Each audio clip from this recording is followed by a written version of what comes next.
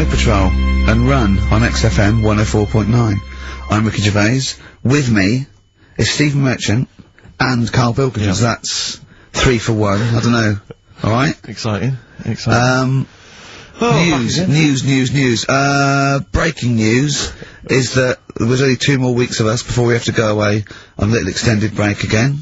So, can't give any more details yet. We don't know when we can come back because, we don't know what we're doing. We're going to, America.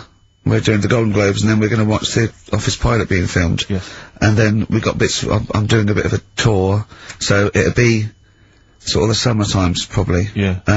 Yeah. I'm saying it like they care. Oh, they don't give a damn. Do you know what I mean? I sometimes think that because, you think, oh, you don't want to let down the people, you want to keep it consistent, you want to give, you know, but really, I know I like doing this more than anyone listening. Definitely. Do you know what I mean? Definitely. I love coming in, I love squeezing Karl's head. Yeah. I love playing some records.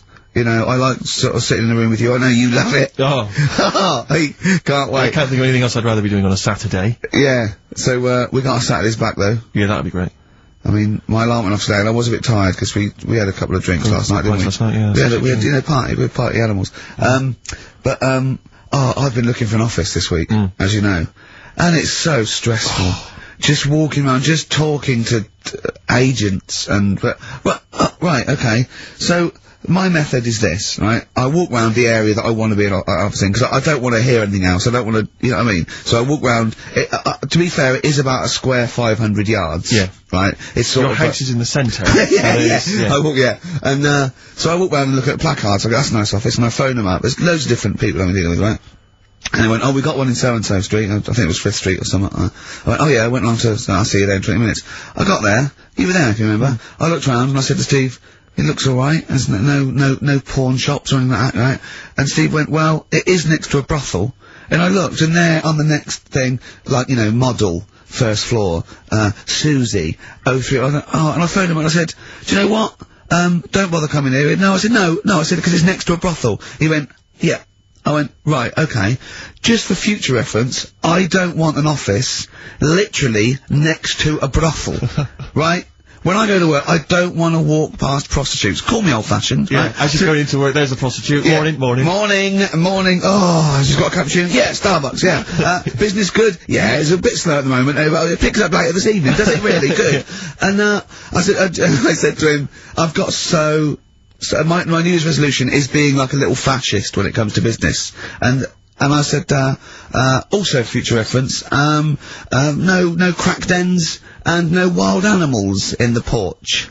And, I just can't believe it. There's always something wrong. We went to one, right? It got there, right? And, a woman said, oh, I'm new here. She didn't know what keys she was using. And she went, it's the 3rd floor. And she went, there's no point, we won't both get in the lift. I went, right, will you get a desk in the lift? Right, she went, I've got a chair in the lift before. Brilliant. So, just find me an office, Rathbone Place, sort of Percy Street, Charlotte Street, Dean Street. Yeah. Yeah. 1st or 2nd floor. I'm worried we're going to get emails from estate agents, phone calls from them. You know what those people are like. But I don't look at the emails. True. Fair enough. So, play a record.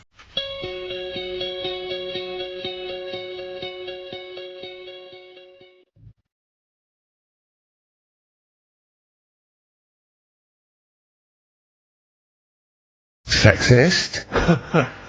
Joe Jackson, different for girls. Well, he's not in the charts anymore. I can't believe it. Unbelievable. You were talking about renting an office. I'm a little bit intimidated because I'm just at the moment thinking about trying to buy a flat or something because I'm just tired of pissing money down the drain. I know. Yeah. And but I'm really petrified. I've put it off because I'm really gullible. When I'm confronted with anyone in a suit who sort of knows what they're talking about, they can sell me anything. I'm intimidated. It's like, you know, you're supposed to go in there and you're supposed to sort of act like you're the guy with the money, this is what I want, this is what no. But I go in there and it's like I'm afraid they're gonna say, clear off, I don't wanna sell you a house. I'm not interested. Have you ever thought of, like, really putting on sort of like some sort of cool air? Like, sort of like kicking the door and going, what's that?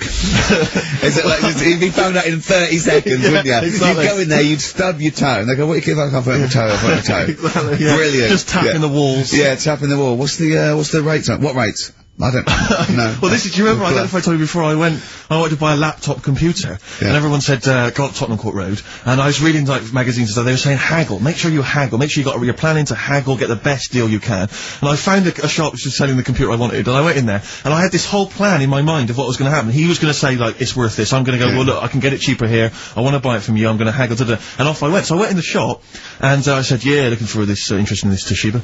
How much is it? He went, oh, it's 1,500 quid. I went, sure. Okay. I said, I'll give you 1,300. He went, it's 1,500. And I said, sure, but I'm willing to give you 1,300. He went, 1,500. And I was done already because he hadn't even begun to haggle. And I was assuming he'd at least go 1,400 and we could start, but nothing. So now I was screwed. My whole plan went out the window. Yeah. Well, you just leave. No, I said to him, the thing is I can get this computer cheaper down the road, but, you know, I like what you're providing me, I like your service. I've had good stuff about you. It was amazing. I said, I've heard good stuff about you. And he went, I said, seriously, I can walk down the street, I can buy it there for cheap, for like 1,400. And he went, well, see you later then. And I was like, right. So I walked out the place. I said, well, I'm gonna have to leave then. And I walked out the place, and, of course I wanted to get it from there, because it was still the cheapest, so I had to walk back in again. I went, yeah. I've just had some second thoughts. Listen, I'll tell you what, I'll pay the 1,500, can I get a free carry case? He went, the carry case is free anyway. I said, I'll take it.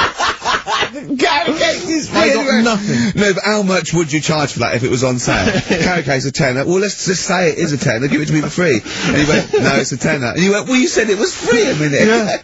Oh, it's just pathetic. That is lovely. It's having to walk out making a big statement and then come back in again. Oh dear. So I'm really scared. I feel like I need someone to come with me and do all the talking. You know what they're talking about. Because I'm not going to be able to tell if there's subsidence or if there's damp or... No, but you don't do that. Don't I? Is that not my responsibility? No, you get a survey done. Sure. And they charge for that, and then yeah, you don't have to go around doing it yourself. Right. Could I make a saving if I did it myself? Yeah, this should be alright. Yeah. There's a hole in the wall, Steve. Yeah, but what's a hole in the wall? Put some newspaper in over that. Chaucer's day, that was the toilet. That'd be fine. Karl, you're a second-time buyer, aren't you? But Yeah. Bought one in Manchester. Lost $7,000 on that one. Well, don't buy in Manchester. No, it's a good flat. It's just it wasn't. I didn't buy it to sort of make money. I thought I was going to be living there like all my life, and then a job came up here, and it was like, oh.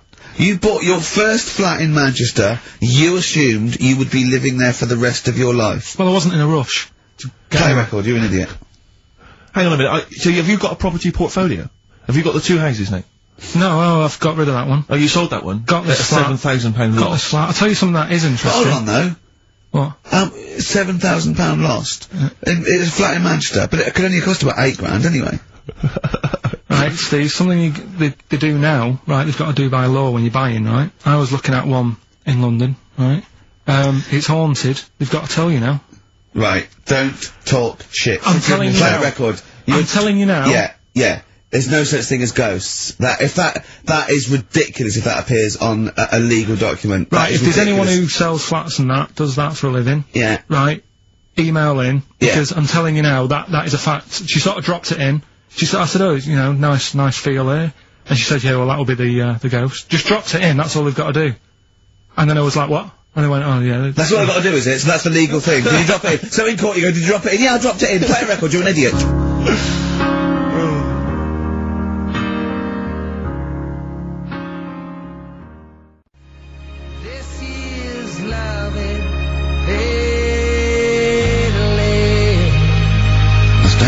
This year's love, if you're in love. I hope it lasts. It's only January. What you got for us, I just thought we ought to maybe go through some of the emails. I mean, I don't want to query the calibre of some of the emails we get sent on this show, but, here's a typical one, Rick. Go on. There's no name, it's just from Glicko, that's his email address. That's just a question to you, Rick. Did I see you walking around Marylebone High Street last Sunday? Yes. Okay. Well, I don't know. Well, I was in Marylebone High Street last Sunday, yeah. Yeah, but did you see Glicko? I didn't see Glicks. Okay. I didn't see the Glickster, Alright, this is one from M. Ricky, what do you think of Richard Bacon's show? I can't decide if he's better than you. Nor can I. Any thoughts? Nor can I can't help her out on that one. Sure. That's a really personal thing. She's got to dig deep. She's got to look at both of us. She's got to find out what she likes. Yeah. And then whether I provide more of that than Baker's. Yeah. I mean, you know, Baker Foyle's brilliant. Yeah. I'm not going to put myself up against him, so I can't have you. Next, Steve, next. Well, there's a lot of emails last week, which were saying how much they enjoyed the Christmas specials. Thank you very much for that. That's very flattering of you. There was also a couple.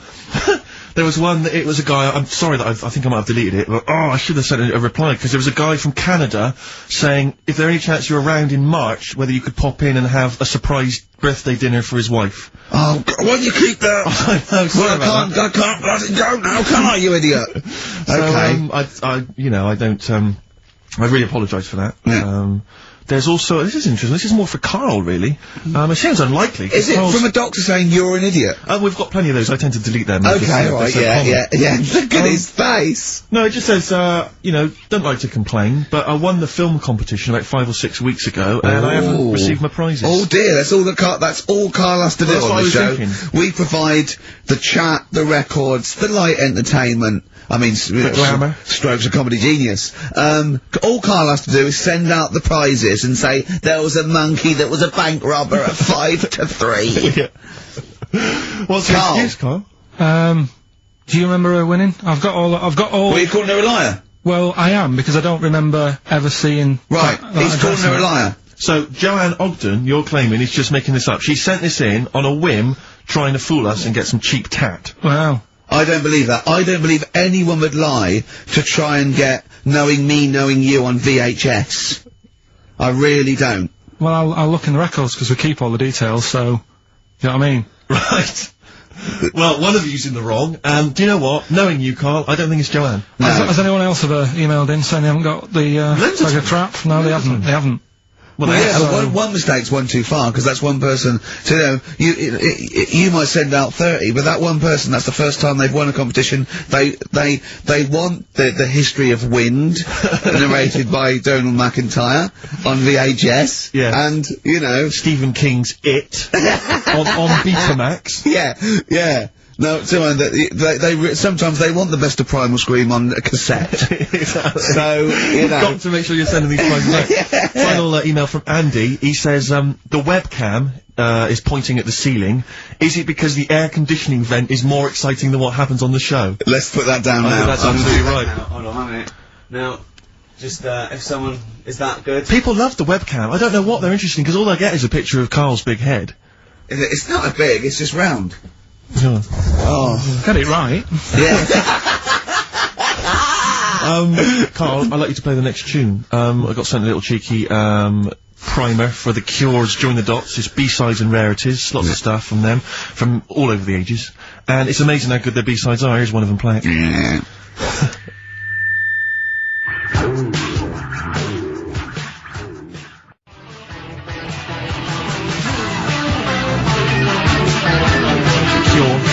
And that's called A Man Inside My Mouth, which was the B-side to Close to Me. There's nothing amusing about that, Rex. I don't know why you're laughing. Well, it's called A Man Inside My Mouth. Yeah, I know. And that's fine. Yeah, it's like, you know, this, like, you know, the little man inside your head. Yeah. You know, Man if inside a your man mouth. wants to be inside anyone's mouth, that's good, you know, good luck to him. Yeah. But, there's nothing wrong with that. But I agree. Yeah. Karl, do you agree with that? What man in your head? What does that mean?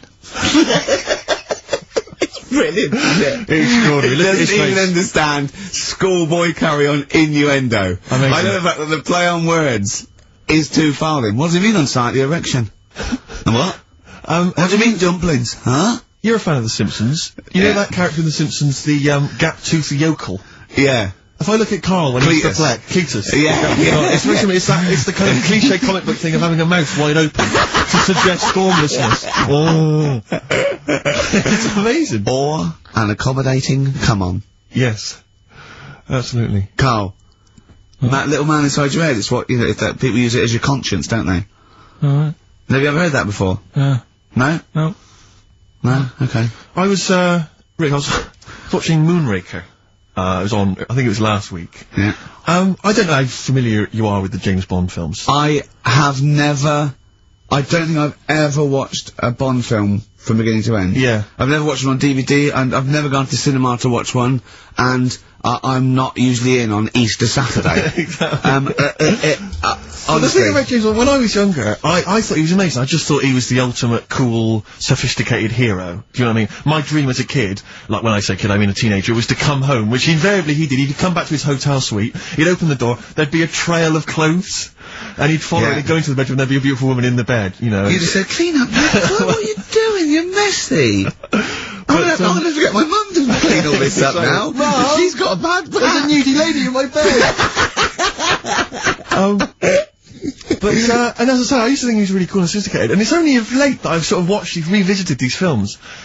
And I'll tell you what, it's his jokes. Oh! He is the most infuriating man ever. Absolutely. I mean, I don't know why people in the films consider him so... I mean, I think the reason that women in the films are always being seduced by him is because, if you notice, they've normally got English as a second language. Right. So they don't understand. So when he's making those jokes... So they don't know when he goes, just keeping the British end up. Yeah, I'm just attempting re-entry. Yeah. If that was a British woman, she'd be going, what? Yeah, what are you talking don't about? say that. That sounds awful, and it's a terrible it's pun, so Roger. lewd, what am I? Yeah, what am I? Yeah. And they just laugh politely. They just laugh coquettishly and then, you know, unzip their dress normally. Yeah. But some of the guys, there was one where he's being chased by a guy in a moped or something, and the guy plummets off a cliff and smashes through a van which is full of feathers, and he plummets to his death, and Bond just says, all those feathers, and he still couldn't fly. What are you talking about?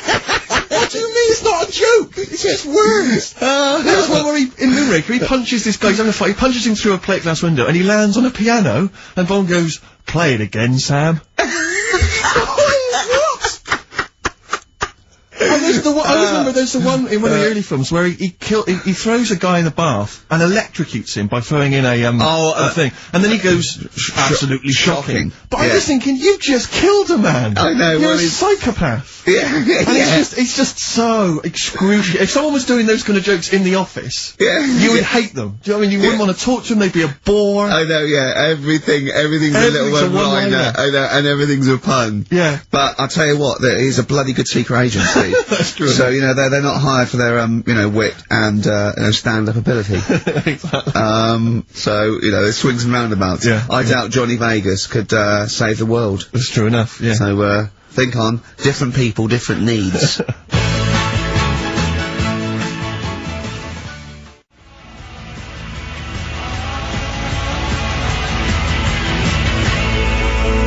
Kings of Leon. California Waiting on XFM 104.9. Do you know what, Steve? We get emails and, you know, we got our posters up around this show and, people enjoy it. But I don't think we get the credit we deserve for picking the music. It's true. Because we're totally unplaylisted, and I don't know if people know about this, that mine and Steve's sort of first passion before comedy is probably music. We're really, we love playing each other sort of records and that. And maybe when we come back, we should do a show where there is no pressure to, you know, like Karl doesn't press the buttons for us, pre-record it, where we swap each other's sort of ideas for music. It'd be like, the Ricky Gervais compilation tape. Well, sort of like, we're not talking John Peel, where we try and find obscure Belgian jungle and do demos. You know, everything from, you know, Kings of Leon, Lou Reed, you know, maybe a bit of 80s stuff that people have forgotten about. Beautiful songs. So what do you think? I'd love to do that, Rick. I mean, genuinely, there's nothing more exciting to me than introducing to someone a song which they then go on and they love, and they listen, maybe they buy the album, But that's something to think about, maybe, for later. Yeah. Well, it's like you say, the pressure to kind of come up with some, you know, high caliber chat between each record, it takes the toll. But, yeah, and that's, you know, it's a passion of ours and we'd love to, but now, it's Rockbusters. Can I just say something now, before we do Rockbusters? A lot of people sort of, they come up to me, they say, Steve, we like the show. When are you gonna get rid of Rockbusters? It brings it down. I'm not joking. I'm not joking, there is lots of people. Come on, let Karl speak. Come off it. What? Come off it. What? I know people who say, you're never gonna stop that, are you? So, one of us is lying again. Well, not really.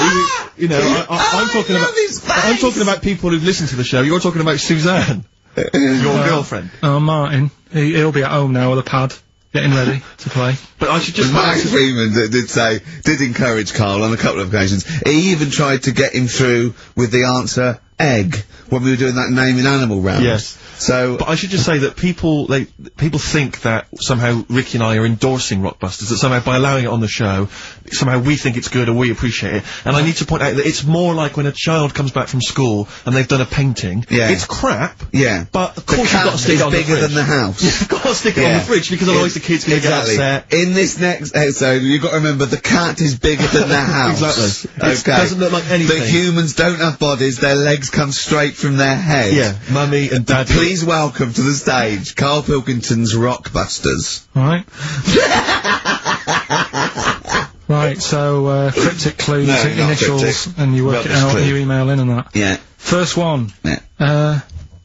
Don't be stealing my tools. Take your sister's. Alright, and the initials NK. Don't be stealing my tools. Take my sister's. Yeah, so that's like the cryptic clue, and the initials of the artist or band is NK, right? Second one, buy it if you want, not bothered, think about it. Come back, right? Come back if you want. Start again, Carl! Last halfway through! Right, start that second one again! Right, well, you can buy... It's different! Well, the first one was, buy it, well, no, this one was, yeah, well, write it down, buy it. Right, do it. If it's a cryptic clue, all the letters count. Do it. Buy it if you want, I'm not that bothered, you know. Think about it, come back, check some other places out first before you know. That was a crossword clue! In the Times! So we've got no time for other clues. Right. So that's SC. Right, do that clue again. Buy it if you want, I'm not fussed, do you know what I mean? Think about it. Fast has made an appearance! Fast wasn't there before! Do the clue again! Do the clue again! Initials SC for that one. Do the clue again! I don't want to do it again. You haven't finished it yet? I have, that's it. No, do the clue again. Can I do it again? Do the clue again. Buy it if you want, I'm not fussed, right? Shop around. Come back. It's up to you. I'm not pushing you into anything. It's up to you, wasn't there? SC for that one, right? And the final one, that's good, I can play 10-pin bowling again. Okay, and what's the clue? Christ. Well, that's O for that one. O. Alright, so, Okay, now I assume, I'm not going to bother to look, but I assume there's a jiffy bag of tacks which people can win. Alright, well great, good luck. Ricky.Gervais at xfm.co.uk is the email Play a address. record. Thorns. No, buy it if you want. I'm not fussing. Come back, have a look round. I'm open Wednesdays, by the way. Shut up, see you later.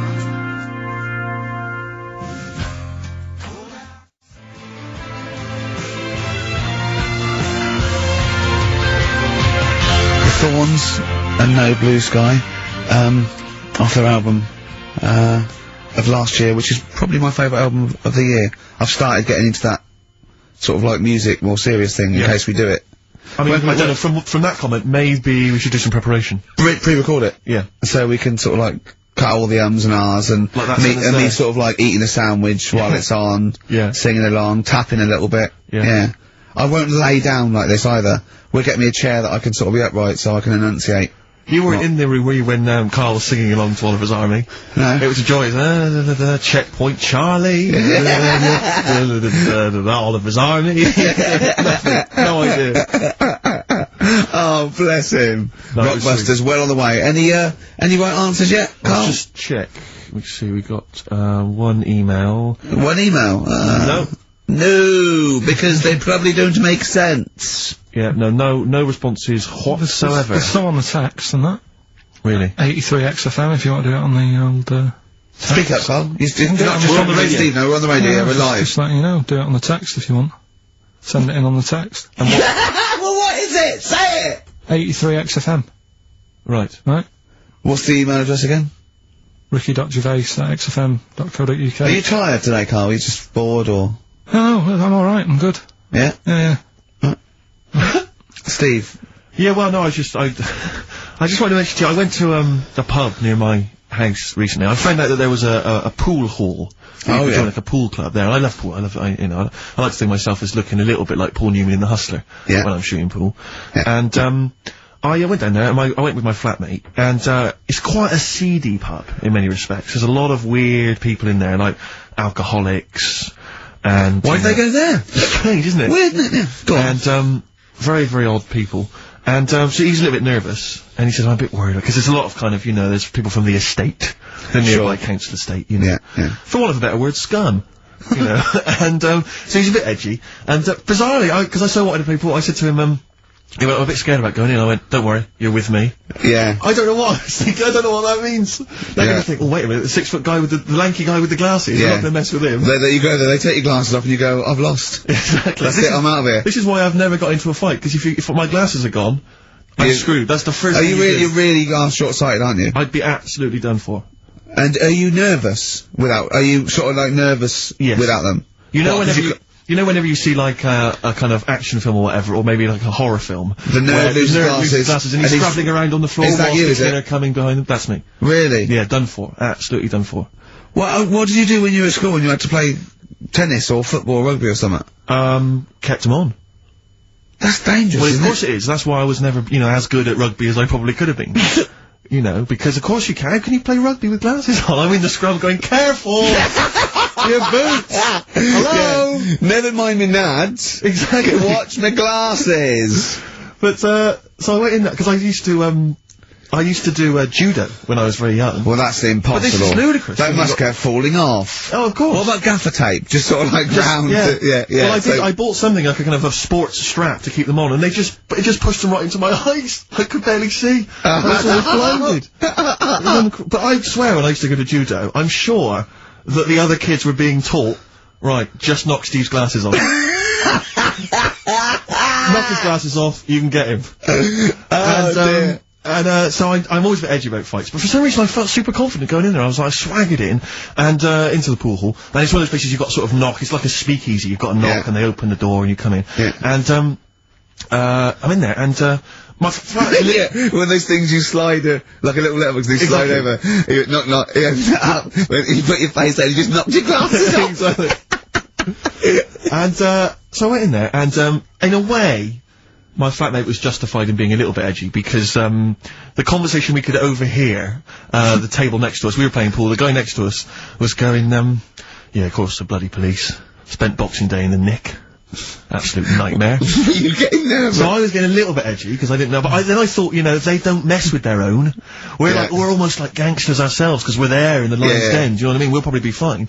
So then, there's just an old guy serving at the bar, you know, in his 50s, and some guys go over to the jukebox, some young kids, they're just hanging out in the pool hall, they're pretty cool. They put some money in the jukebox, and in first track, Coldplay. Fine, I'm thinking that's nice, I'm playing pool. Second track, hardcore German techno. and they put in about 50 quid's worth, it seemed, because it just went on. Really thumping, kind of like GABA stuff. Old guy at the bar, just nodding his head, cleaning the glass. Yeah. So into this... Piano player, furious. Exactly.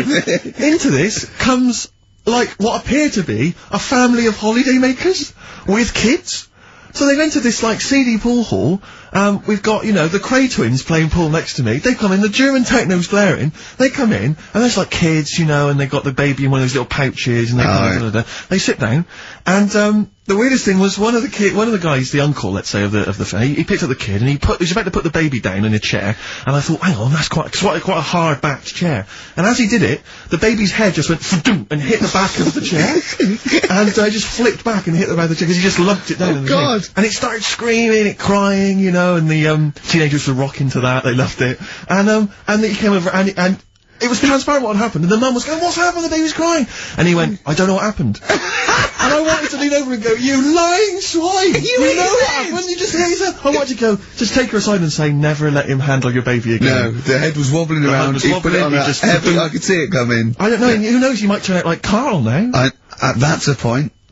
But what do you do in those situations? You know, do you... Well, I'm assuming by the way you're taking it lightly, the baby wasn't hurt in any way, just made his... Well then... But it was still a bit you keep out of it, don't you? What are you gonna do? Call the authorities and go, it was him? Yeah. But, I don't know, I mean, I don't want to name the place in case I get knifed.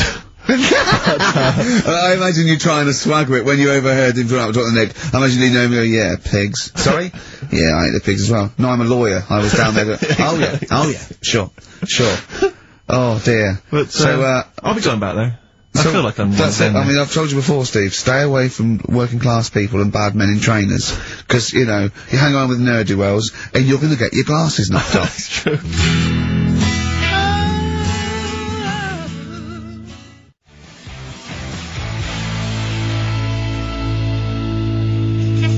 Jet. Roll over DJ on XFM 104.9. Carl, you promised me that you were gonna reintroduce Educating Ricky. Yeah, we can do that. Have you got it? Have you got something that will, that's something that I won't know that's correct and that will interest me? Yeah, there's loads of stuff. Is it anything to do with monkeys?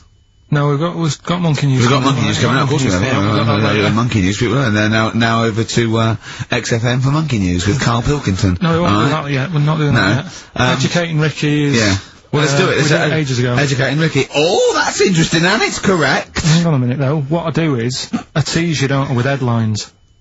Oh, go on then. And then you have to sort of go, that one sounds good. Go on then, what are the I want to headlines? know more about that. Educate me. Yeah, Right? okay. You've got, well... Jeez. Oh. That Nelly died. That Nelly died. All right. Okay. Okay. Could be about an elephant. Yeah. Go on. You've got that. You've got, well, I got well. Take well as read. So they all start with well. Okay. knob body has been that lucky before. Brilliant. All right. Okay. Or you've got get a lobe of this court case. Right. Okay. Not bad. I'm going for knob body has been that lucky before. Right. It's a story about this kid who was born. Right. Was he? Yeah, he was blocked out, like, and the dad and the mum saw the baby, and it was like, oh, that's a good-looking little kid. Sure. And they were proud and that. And then, like they're surprised that it's a good-looking little kid. It's theirs. Yeah. Like it could have been a frog, and they'd have gone, "Oh, he's got your eyes." And then, the doctor goes, yeah, it is, but, look at that. What? He said, it's a boy, and, hasn't got a knob. I love the doctor saying that. I love this GP. Right. Oh, this midwife saying that. Oh, I love little boy. Yeah, but no knob, baby. Mr. and Mrs. I mean, think. Right.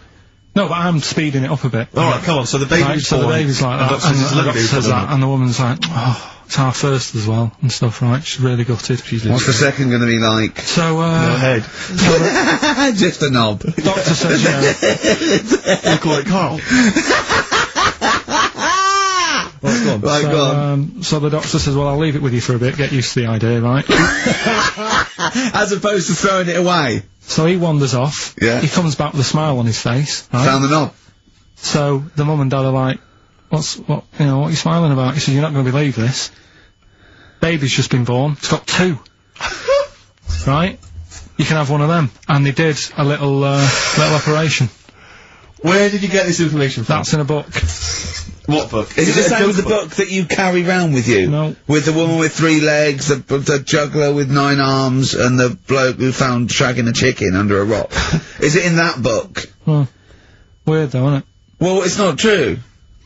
It is true. What, in the same hospital, there was a baby born without a knob. Luckily, it's Karl. It happened. You're not. You swear to God, you're not making. The I'm not doctor making came up, back honest to God. smiling, because you won't believe it. There's a baby there with an excess of a knob. It happened, honestly. I'm not, all these things are not made up, the educating stuff. That's why I do it, innit? Teaching you stuff. Always teaching you stuff. Alright, if anyone can confirm the baby with no knob, they're going to confirm it, because they're going to go to the same dubious website that Karl got it from. I always try to be level-headed and reasonable in these situations. And You always ignore it. Guatemala or Mexico. Rodriguez there was born without a knob. Luckily, baby next door and was on 2 knobs. What a load of shite. Play a record. There's still more to come. Oh. I'm looking forward to it. Was it Nelly? Nelly dead. It nearly died. Nelly died.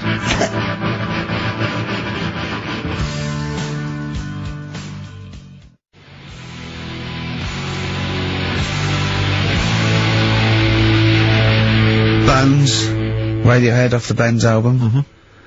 I mean, might be my favourite album of all time. You said it before, yeah. I can't say I've ever really got into it. I remember when it came out, it was just so ubiquitous everywhere, I never really bothered listening to it. I can still listen to it every day. I mean, that might be sad, I don't know, but it's a fantastic album. Yeah. On XFM 104.9, just practicing for when we, talk about music. Talk more about music than maybe monkeys and people born without knobs, baby. Karl, any other thoughts? Well, I'm not gonna tell you any more educating stuff yet. You're gonna tease me with that, are you? Leave you with, it Nelly died. Yeah. And get a load of this court case, right? But I want you thinking about... Yeah, thinking about it, yeah, just getting my juices ready. Think about that. Yeah, like an aperitif, yeah, sure. But, I've just educated you, Yeah. right? And I watched, the Office Christmas stuff on last Sunday. Do you enjoy it? I think it was good. Good. I think it was good. Thank you very much. It was up there with one of my favourites. The second one's good. Yeah, okay, the second one, there's more the paybacks in the second one, the first one's more set up. Yeah. So, you know, I'd have thought people would like the second one more. Yeah. So that's nice. That's a nice critique. Thank you, Karl. But there was something in it you did about cavemen. Cavemen? You said something about, it was a fact about caveman, and you sort of only half did it. You didn't give the full information, like... What? Like I do in that. You just... Where was it? What bit was it? It was the bit when you were talking about getting a woman, I think, or you were talking about breasts, or... Oh, the one when I said the reason women have cleavage is it reminds men of buttocks, because when we were cavemen we used to do you from behind. Yeah. Yeah. At the blind date, yeah. Is that a joke, or...? Well, I was hoping it was funny. We would... Oh, you mean... no, I don't know. Yeah, I think I did... I think cleavage is meant to represent... In a sort of Desmond Morris pop sort of anthropology type way, I think I've seen that before, that cleavage represents buttocks. And I imagine, you know, cavemen probably did do it from behind. I don't know what you want to know, Karl, really. It's in a sitcom. It wasn't a documentary. It looked like one. Yeah. Brilliantly directed to look like one, I'll give you that. No, but what you're saying, so blokes like... Yeah, I think cleavage is represented like buttocks, because obviously buttocks were much more of a sexual organ. Evolutionary speaking, breasts were to actually bring up to suckle young, but and were a sign of sexual maturity, so you're ready to mate. But whereas Karl, I'm not an anthropologist, mate. I'm struggling here. What do you need to know? But yeah, I imagine that the cleavage reminds you of an arse. Right. Well, if it's all about arse, why don't gays like a little bit of tit? No, do you know what I mean? You've done me! So the question put to us today on XFM 104.9, please call me $1, is, if it's all about arse, then why don't gays like a little bit of tit? I was worried if it's all about arse, why don't gays like tit? If it's all about arse, why don't gays like tit? Just call in with your... Thanks very much for tuning in. This has been Children's TV. If it's all about arse, why don't gays like tit? It's still been an hour and a quarter before we got round to gays, so it's good to see you later in the appearance. If it's all about arse, why don't gays like a bit of tit? Is the question. What a brilliant question. Well, if you're an anthropologist or a psychologist, a doctor, a gay, please call in. If it's all about arse, this is the question. I'm not convinced by this whole, cleavage looks like an arse, that's no, not Steve, nor am I. It's a bit of mock anthropology. I didn't think it would be under scrutiny. I think it's more likely that the reason men find cleavage attractive is because they know there's a lovely pair of Bristols down there. Yes, they look like cleavage, here we are. If that's what's on show... Exactly, imagine what's down below. If that's in the front window, right, yeah, what's you got to go in the shop? Oh, dear! Oh.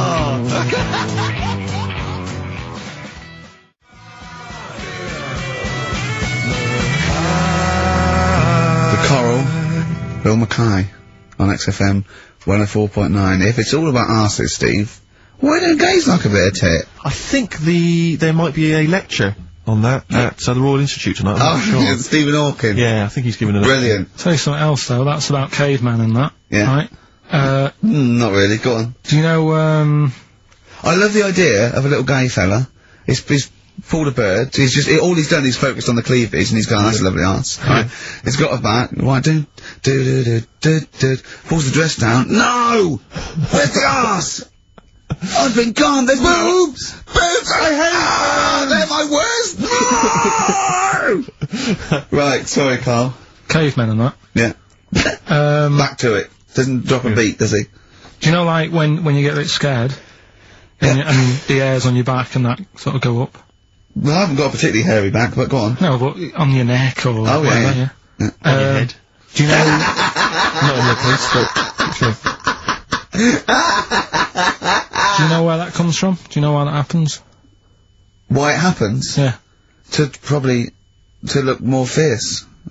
Yeah. Probably residue of, like, the erectile tissue with the, you know, would make you look apes, and that would make you look slightly bigger, your outline bigger. Is that it? Is that the answer? Yeah, just cavemen in front of dinosaurs and that, they sort of went, oh. And then... Well, it wasn't cavemen in front of dinosaurs, was it? Because cavemen weren't alive when dinosaurs were alive. There was a couple knocking about. Right, okay, fair enough. There was a crossover point, surely. Not dinosaurs like you're 15 million. Was the, probably the Ice Age, there were still big reptiles. I think it's fairly common knowledge that the dinosaurs did not exist. Well, who gave the dinosaurs a name? Well, no. Well, no. Who gave the dinosaurs the names? He's using cavemen as any genus of homo. I know he's thinking of the Flintstones, but I'm giving him like, an instep into evolution here. But, I should just point out, cavemen didn't have cars which they motored by running along the street. And they didn't mix cement in pelicans. You're aware of that? Right. Go on, Carl. Shall we have the Rockbusters answers? Yeah, You've got to get that out of the way. I'd love to. Number 1 was, don't be stealing my tools. Take your sisters. The initials were NK. That was Nick Ershaw, right? Nick Ershaw? Nick Ershaw. 80s. I don't know, I've never heard of that band. Nick Kershaw. Nick Kershaw, yeah. Nick, sorry, what, I don't understand it. Nick, how does Nick Kershaw? Second one. No, don't move on! Nick Ershaw! What's Nick Ershaw? Jesus. Alright. It doesn't count, it's not a clue! But let's just leave it behind us, alright? Second one was, buy it if you want. I'm not bothered, you can think about it, come back, have a look around, think it over. I'm not fussed. The initials were SC. That was soft sell. Right? That works. Yeah. Well done. That works. Right. And that's good. I can play 10-pin bowling again. That's O. That's outcast.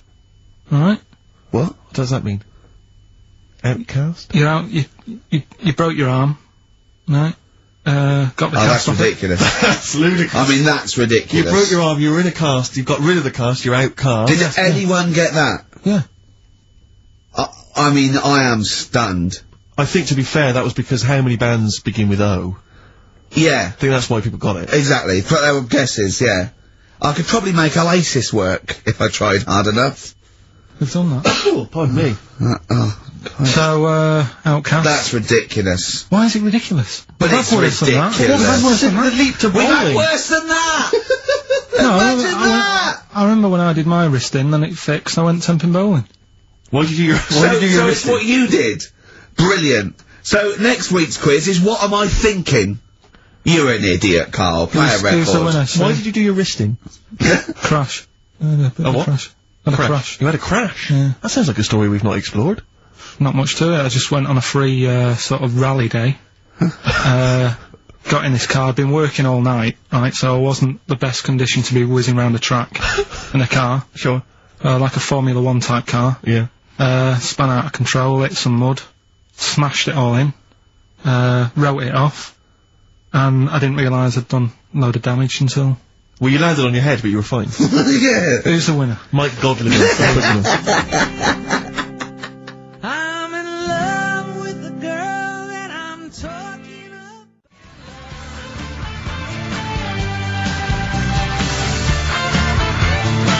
Bad Time from the Jayhawks on XFM 104.9. Steve Merchant, Ricky Gervais, Karl. We're having a good time. We are indeed. Alright. Yeah. Carl, what you got lined up for us now? Right, well, you've got a choice. Nearly dead? You can have a bit of educating. Yeah, let's have educating. Come on.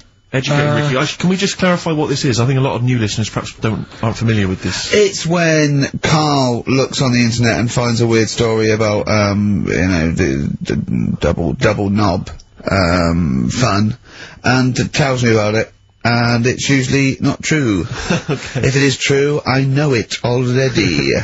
Go on then, Karl.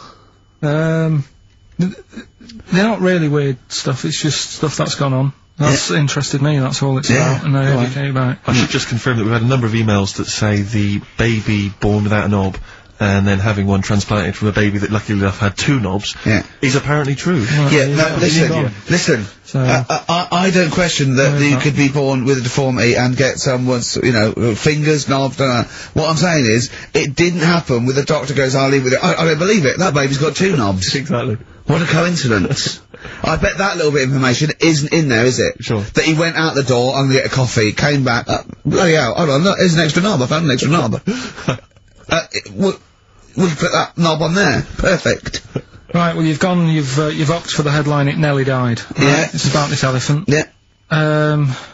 80 years old. In Africa. Right. It's had quite a good life and that.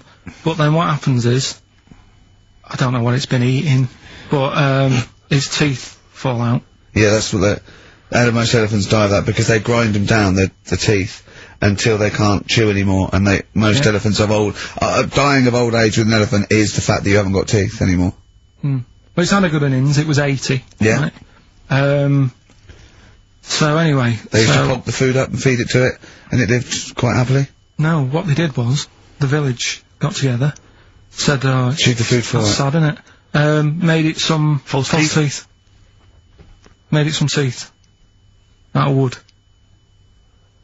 Wooden teeth for this elephant, that's 80. What do you think of that? I don't know. I don't know if it's true, I mean... No, it is, forget that, you've been proved wrong once, it is true. What do you think about that? Carl, it's like saying, yeah, my Auntie Nora saw a ghost, what do you think about that? There's no comment. I can't comment on it. Would you have gone to the trouble, is what I'm saying? To build an elephant some teeth? It's 80. Yeah. With all the problems Africa's got and that, and they're messing about making teeth for an elephant. What problems has Africa got?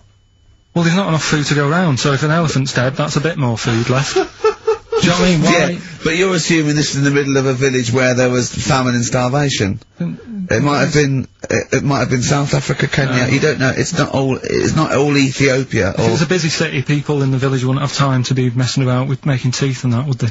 It was a little village. Little village. Yeah. And the local elephant. The local elephant?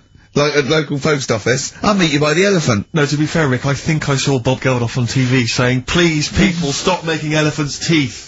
They are eating all the food, we're sending it over there. F the number, where's the teeth?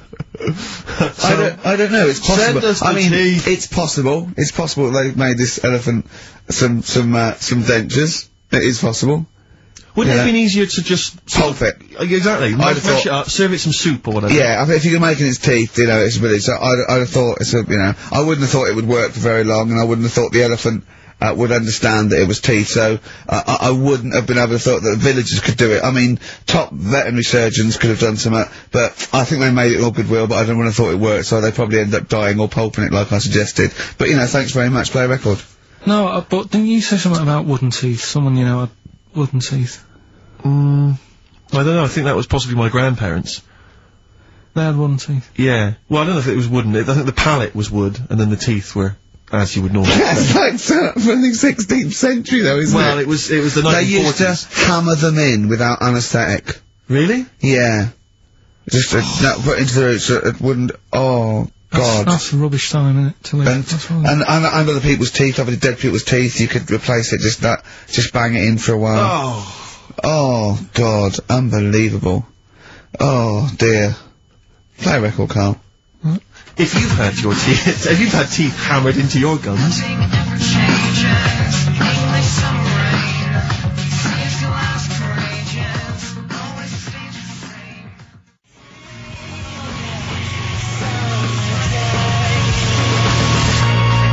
Placebo, English Summer Rain on XFM 104.9.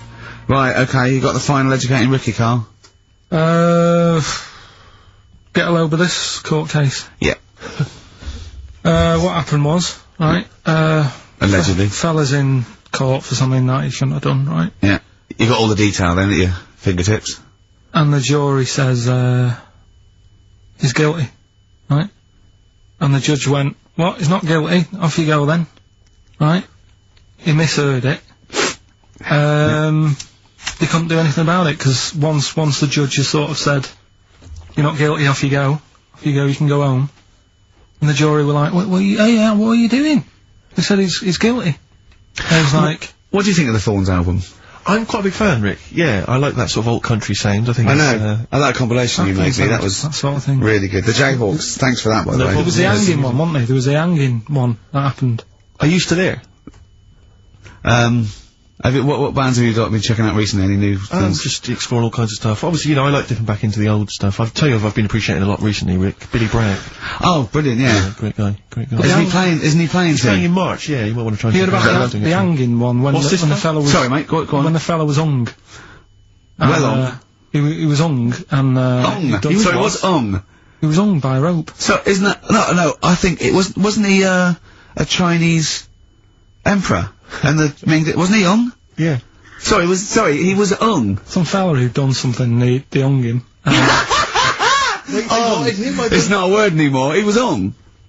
Well, don't be doing that again, because you said squoze wasn't a word, and then I shown you a menu today that someone sent, and it said fresh orange. Yeah. Squoze. In inverted commas, and next to it was the word colour, spelt C-O-L-O-R. So, presumably either the American menu, right, in which case, there's loads of American words that we don't use, or it's just a badly typed piece of work. Anyway, there was a bloke that was hung. He was hung and that, but he didn't die. Hung on that, he was definitely a Chinese. Hung on that, yeah. I remember him now, yeah. He didn't die, and they said, oh, just hang on a minute whilst we change the rope and that, and he stood there waiting, changed the rope. They, tried to, you know, do it again, and, didn't work. It didn't work, right. So, they got another rope, right? Didn't work. And then they had to let him go, because it's like there's a well-known saying or something from this thing.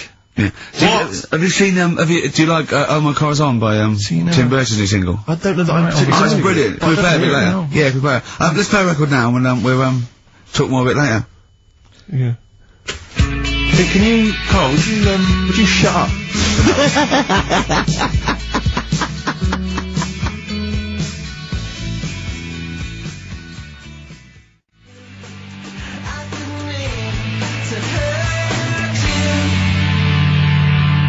Oh My Car's On, Tim Burgess, brilliant.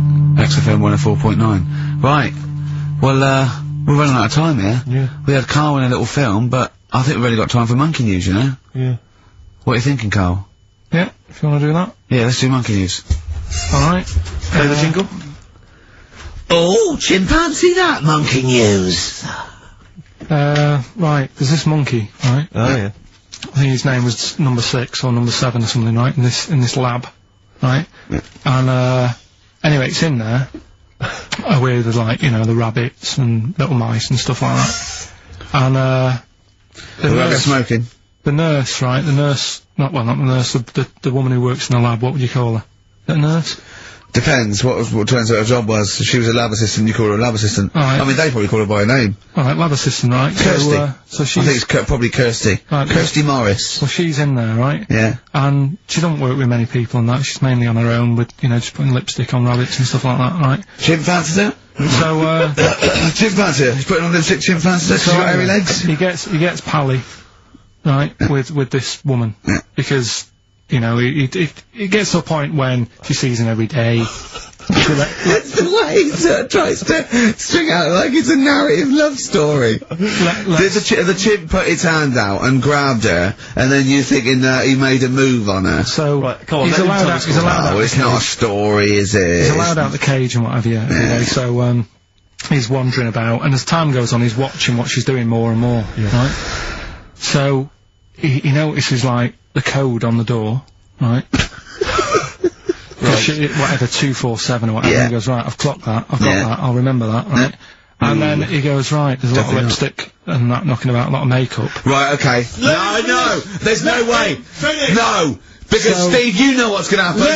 I know what's gonna happen. So he's there. It's ridiculous. And he's going, well, if it's there, you know what I mean? So while she's messing about with the rabbit, he gets there, he's in front of the mirror, putting a little bit of lippy on. Right? No! I know! It's gone too far! No, it's gone too far, Steve! Right, your mic's off, Rick. He's finishing the story. So turn mine off as well. It's looking pretty good. I didn't mention the mascara! It's looking alright, right? So it knows the code on the door, 247, right? So, when she's sort of messing about with the rabbit, right, he goes, right, So it knows the code on the door, 247, right? So when she's sort of messing about with the rabbit, right, he goes, right, here's my chance. He's looking good, 247, out the door, reception man's there, he's like, alright, Kirsty, right? Don't talk shit!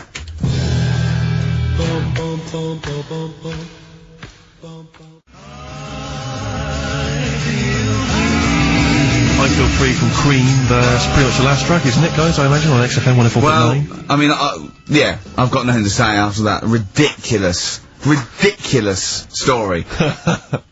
I mean, that's worse than the bank robbery to me. Yeah. That he clocks out, and the bloke on the desk. All right, Kirsty. Oh, you're 2 foot shorter and hairy. She wasn't a looker anyway. She wasn't a looker anyway. Brilliant. Oh, play record and say to you, yeah, we'll see you next week for the last time. Just got ads and... Oh, adverts? Oh, I'd love to end with adverts. See you later, it's brilliant, going out on a bang.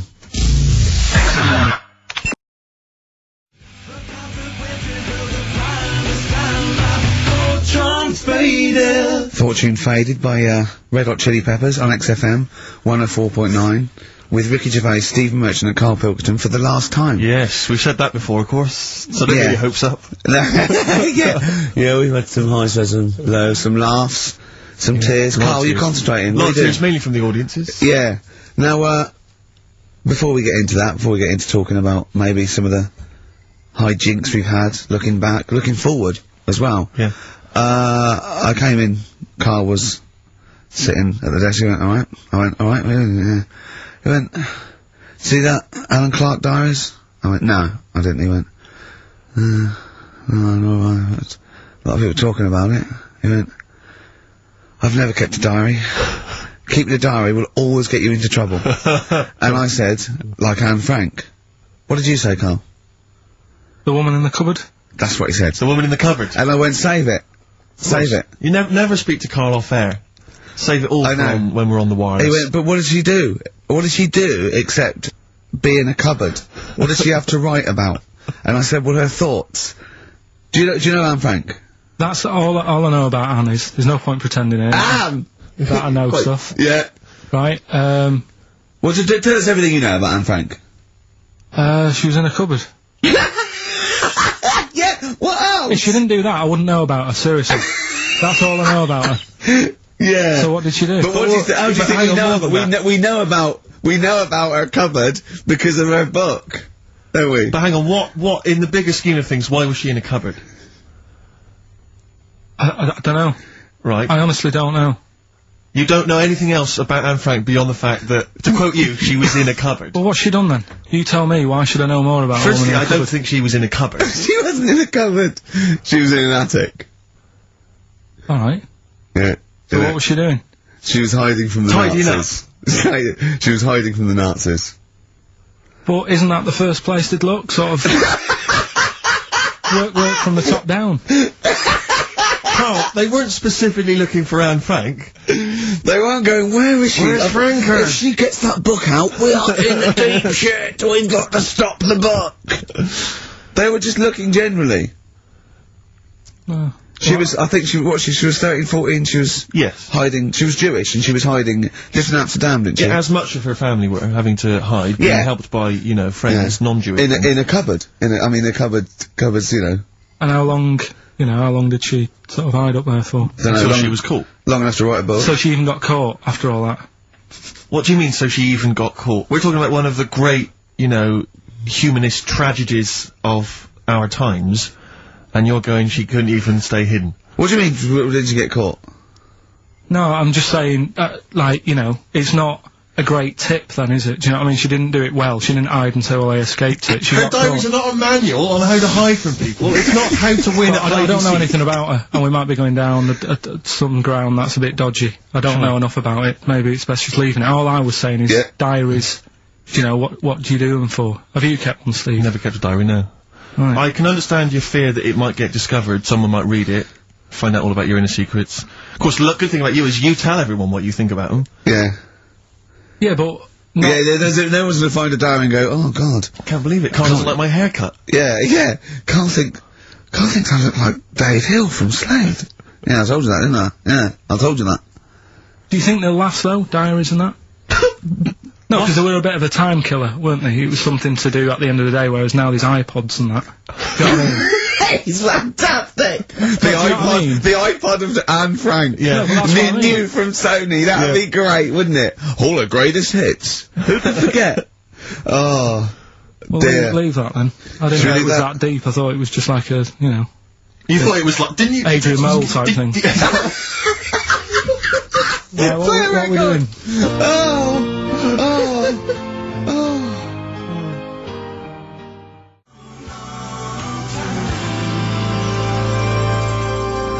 Thorns, from my favourite album of last year, that. And, I can't remember. We'll be doing a bit of that, playing some of our favourite songs. We've, got a couple of requests. In fact, yeah, one of them celebrity requests, Matt Lucas from, Little Britain, is listening in. Oh, yeah. So, is it your last show? I said, yeah. I said, do you want me to play a record? Yeah, he said, what's your favourite group? Guess Matt Lucas's favourite group. Now, remember, him and David are the new darlings of comedy. Yeah. They're cool, they're trendy, everyone loves Little Britain. They're comedy geniuses, they're only going to get bigger.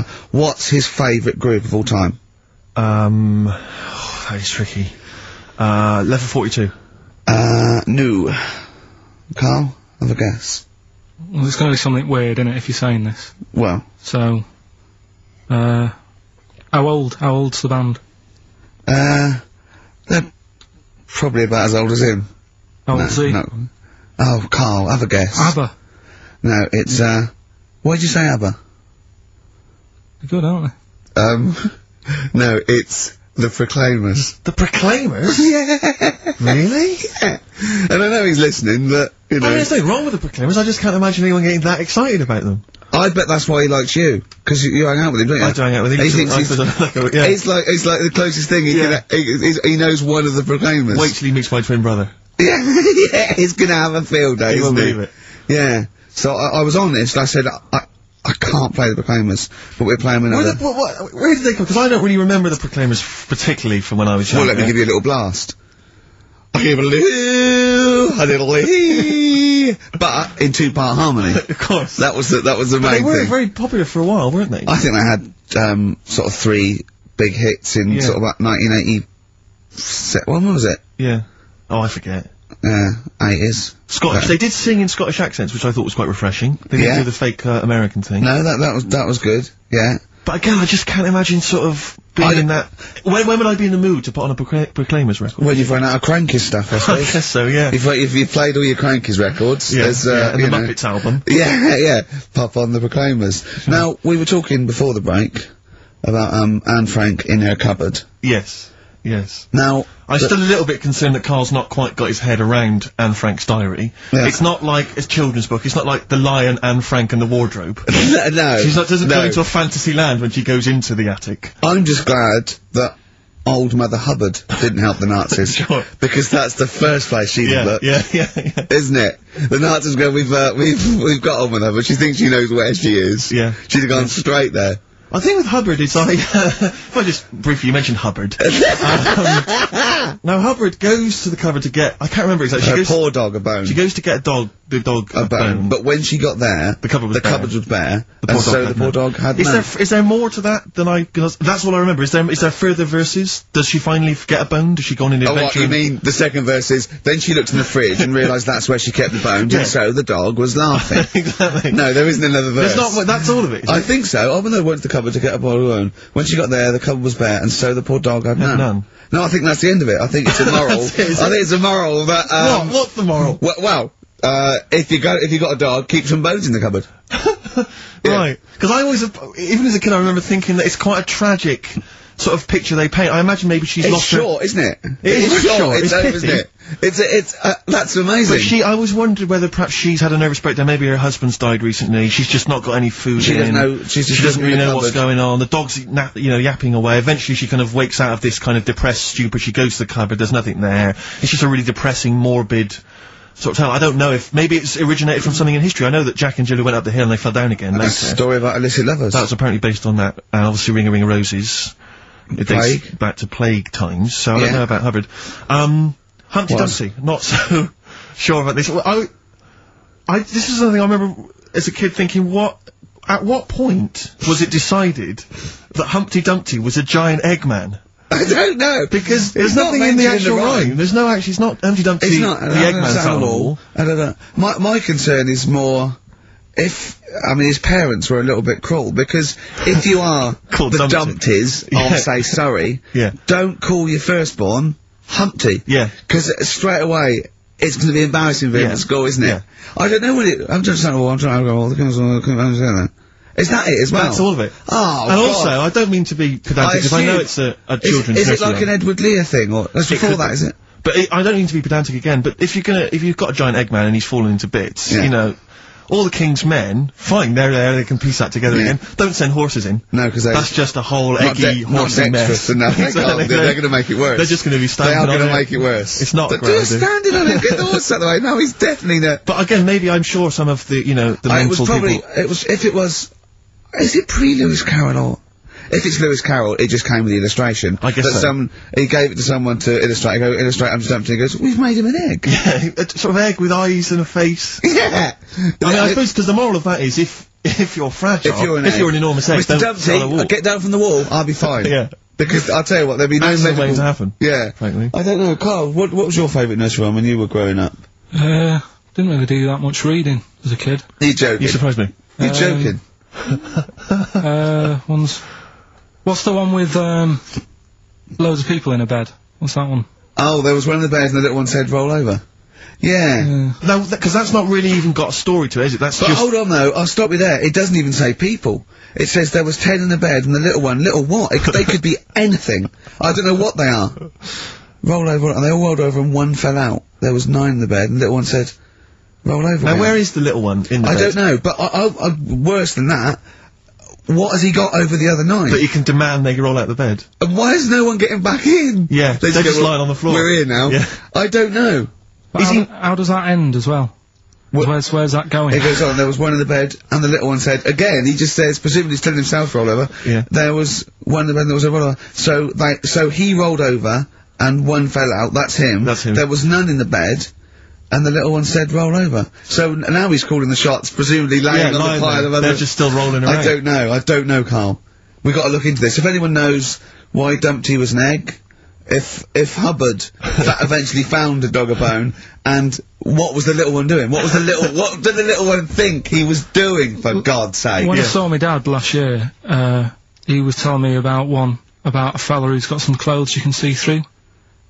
What's that one? You don't mean the Emperor's New Clothes? Yeah, what's that one about? Well, that's a genuinely good little parable, that. Yeah, because it's now used for, people who are scared to sort of slag something off because it's sort of like really cool and they don't want to be the one that shouts it, and then one person goes, hold on. Very briefly, Karl, very briefly, the king wants some new clothes, right? He's the king, he goes, who's gonna make me some new clothes? Various people come to me, says, I don't like that, it's not interesting enough. One guy, who's just a bit of a con artist, he comes along, he goes, I've made you this magic suit, look, and it's nothing. He goes, put it on, the king puts on nothing, because there is nothing, but thinks there's something, because, you know, he wants to buy into it and everything. And he goes, it's the finest stitching, he goes, look at it, can you see it?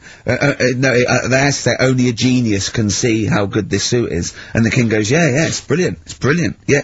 It's great. And he goes out, and just, is it a woman or a little kid? Well, everyone's applauding it, they're going, you look great, even though his tackle's hanging out, he's, you know, he's nothing. Even though he's got a king-size, sort of like, bit of meat and 2 veg, wobbling, dragging down the street. Exactly. And then one little boy goes, he's not wearing anything. The king is in the Altogether. Know that one? So, well, did anyone else buy one? Or was... Oh. Okay, play record. Play a record, Karl. Play a record. Karl, just play a song. Jesus.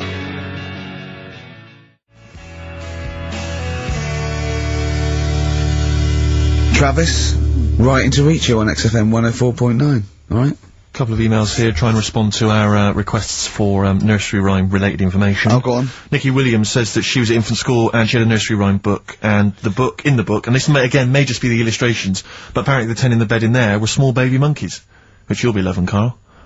But again, I suspect that might just be the illustration that accompanied the... I remember I had a book of nursery rhymes when I was little, and my brother, who was older than me, I was about 5, so he was about 16. I remember him and his mate just absolutely cracking up, because it said, up Jack got and home did trot as fast as he could caper. He went to bed and bandaged his knob, N-O-B, with vinegar and brown paper. I've since found out that knob is like the old English for head, but I didn't know why they were laughing. Of course. They were just cracking up. This was, whenever one of my mate's brothers came around, he said, where's your nursery rhyme book? And he'd read it to him. Yeah. And it was just the funniest thing in the world. The brown paper and vinegar was a popular method, because didn't Jack and Jill use that? They used something similar. No, that was Jack and Jill. That was Jack and Jill. Yeah, that's Jack when he broke his crown, which obviously, oh, that means his head as well, doesn't it?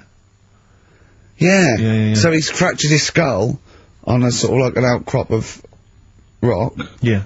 And then, Is that still used, the brown paper and vinegar? I don't think it is. I don't know, maybe in Manchester they're still using that, I'm not sure. Yeah. Tracy and John Burton say that they, reckon Humpty Dumpty was actually a cannon that used to sit on the walls of the castle, in Colchester where they lived. That makes sense. Yeah. That would make a lot more sense. How great for all the kings couldn't put hands together again. So, he had oh, they broke the cannon, or it meant it exploded. Maybe the cannon fell apart. Because people used to get blown up by cannons, just doing it wrong, didn't they? Sure. Which is hoist by your own petard. Right. Where that comes from. Right. Coming back and blowing up in your face. So that makes slightly more sense, because you would want to send for the King's Men then. Yeah, and the horses. I think the horses just came along anyway. Well, They were just interested. that was quicker. Sure. The quick King's Men, it took them about 3 minutes, with the horses there in about a minute. Yeah. So, but I mean, if it blew up, there's nothing I could do. Yeah. So we got to the bottom of that. See, the educational, Carl. See, this is real education. You know what I mean? It's got a bit heavy though, doesn't it? What, Humpty Dumpty? Yeah, it has got a little bit heavy. Let's dumb it down a little bit. What do you want to do? Mary quite contrary? We're doing Rockbusters in a bit. Hang on a minute. What? Before you even get to Rockbusters, oh, man alive, there are loads more verses to Old Mother Hubbard. Are there? I'm going to digest these while we play the ads, and I'll see if there's any salient information I can give you afterwards. Brilliant. Long time coming. Delays. Long time coming on XFM 104.9. With Ricky Gervais, Stephen Merchant and Karl Pilkington for the last time. XFM 104.9. Sad. We've established that Hubbard went to the cupboard, Rick. Yeah. Get the dog a bone, the cupboard was empty. Yeah. As we all know. And So the dog didn't have none. any. End of story. So the dog didn't have any. Well, no, Hold on, wait. go on. It turns out What? there's what appears to be something like 15 other verses. Not really. Unbelievable. I'm not going to go through all of them, Rick. Right. Any information? Basically, I can tell you straight away that the dog initially had none. Yeah. She went to the baker's to buy him some bread. When she came back, the poor dog was dead. Right, you're pretty upset about that. Yeah. She went to the joiner's to buy him a coffin. When she came back, the poor dog was laughing. I don't know what he's up to. Right. She took a clean dish to get him some tripe, but when she came back, he was smoking a pipe. I mean... Hang on, so the dog was winding her up then at the beginning, being dead. I mean, he's pushing his luck. But- especially if she's already depressed. But, do you know, if I was that dog, right, and I live with Old Mother Hubbard, right, all that faffing around, I'd be going, I know there's no bones in the cupboard. Exactly. Right? What do you mean you're going to get me some bread? I'm a dog. Yeah. I'm not interested in bread. Get me some hamburgers. Yeah. So, I think I'd start winding her up. She went to the Our House to get him some beer. When she came back, the dog sat in a chair. See, I'd have said the dog had turned queer. Yeah. Make it doesn't rhyme stand at very least, well, and does also it? get a little, you know, he's smoking a pipe, he's having a laugh, I'm beginning to wonder he's if... bent. He's bent! I'm beginning to wonder if this is based on fact, though, in any way, because she went to the grocer's to buy him some fruit. When she came back, he was playing the flute. He's gay! No, it is the flute, it's not, now this, I didn't even know there was a goat involved. She went Oh, no! She went to the tailor's to buy him a coat. When she came back, he was riding the goat. Yeah, there you go. Dirty little, oh, what? She went to the Hatter's to buy him a hat. When she came back, he was feeding the cat. I mean... I can't believe it. So I'm thinking the pipe's a crack pipe. Hang on a minute. I think the gay thing's beginning to stand up. Go on. She went to the barber's to buy him a wig. When she came back... He was having a frig. He was dancing a jig. He's dancing a jig. You're dancing a jig. Oh, he's dancing a jig, smoking a pipe, shagging a go. This is a bit of a left field one though. She went to the cobbler's to buy him some shoes. Why does he need shoes? I bet they're high heels. Wait a second though. But She went to the cobbler's to buy him some shoes. When she came back, you're never going to believe this. What? He was reading the news. Brilliant! She went to the seamstress to buy him some linen. Again, don't know why. When she came back, the dog was a-spinning. Yeah. She went to the hosier's to buy him some hose. When she came back, he was dressed in his clothes. Yes! Why did she want to But this is the big payoff that we've been building to. Right. The dame made a curtsy, the dog made a bow, the dame said, "Your servant," the dog said, "Bow wow." Right. I mean, Okay. I'm gonna probably do a few more verses during the next during song. the course of the show. Yeah. Listen, before we move on, I should just say that we've had various people saying what was in the bed and what was the final line of the bed thing. Why do they care? It's extraordinary, isn't it? We've talked about politics in the past, great music, we played great songs. Yeah, we've got Monkey News coming up talking about politics. But Danny's said that apparently it ends with one in the bed, little one said good night. Because he was all happy, he had the bed to he himself, mentioned and there's that. nine of his mates piled on the floor. Rick, but Ava counters that by saying, actually, one in the bed, the little one said, "Come back," because he felt lonely.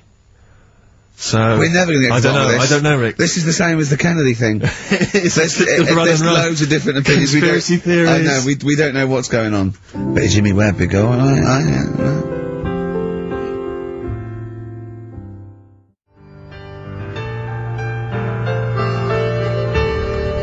Jimmy Webb, Galveston.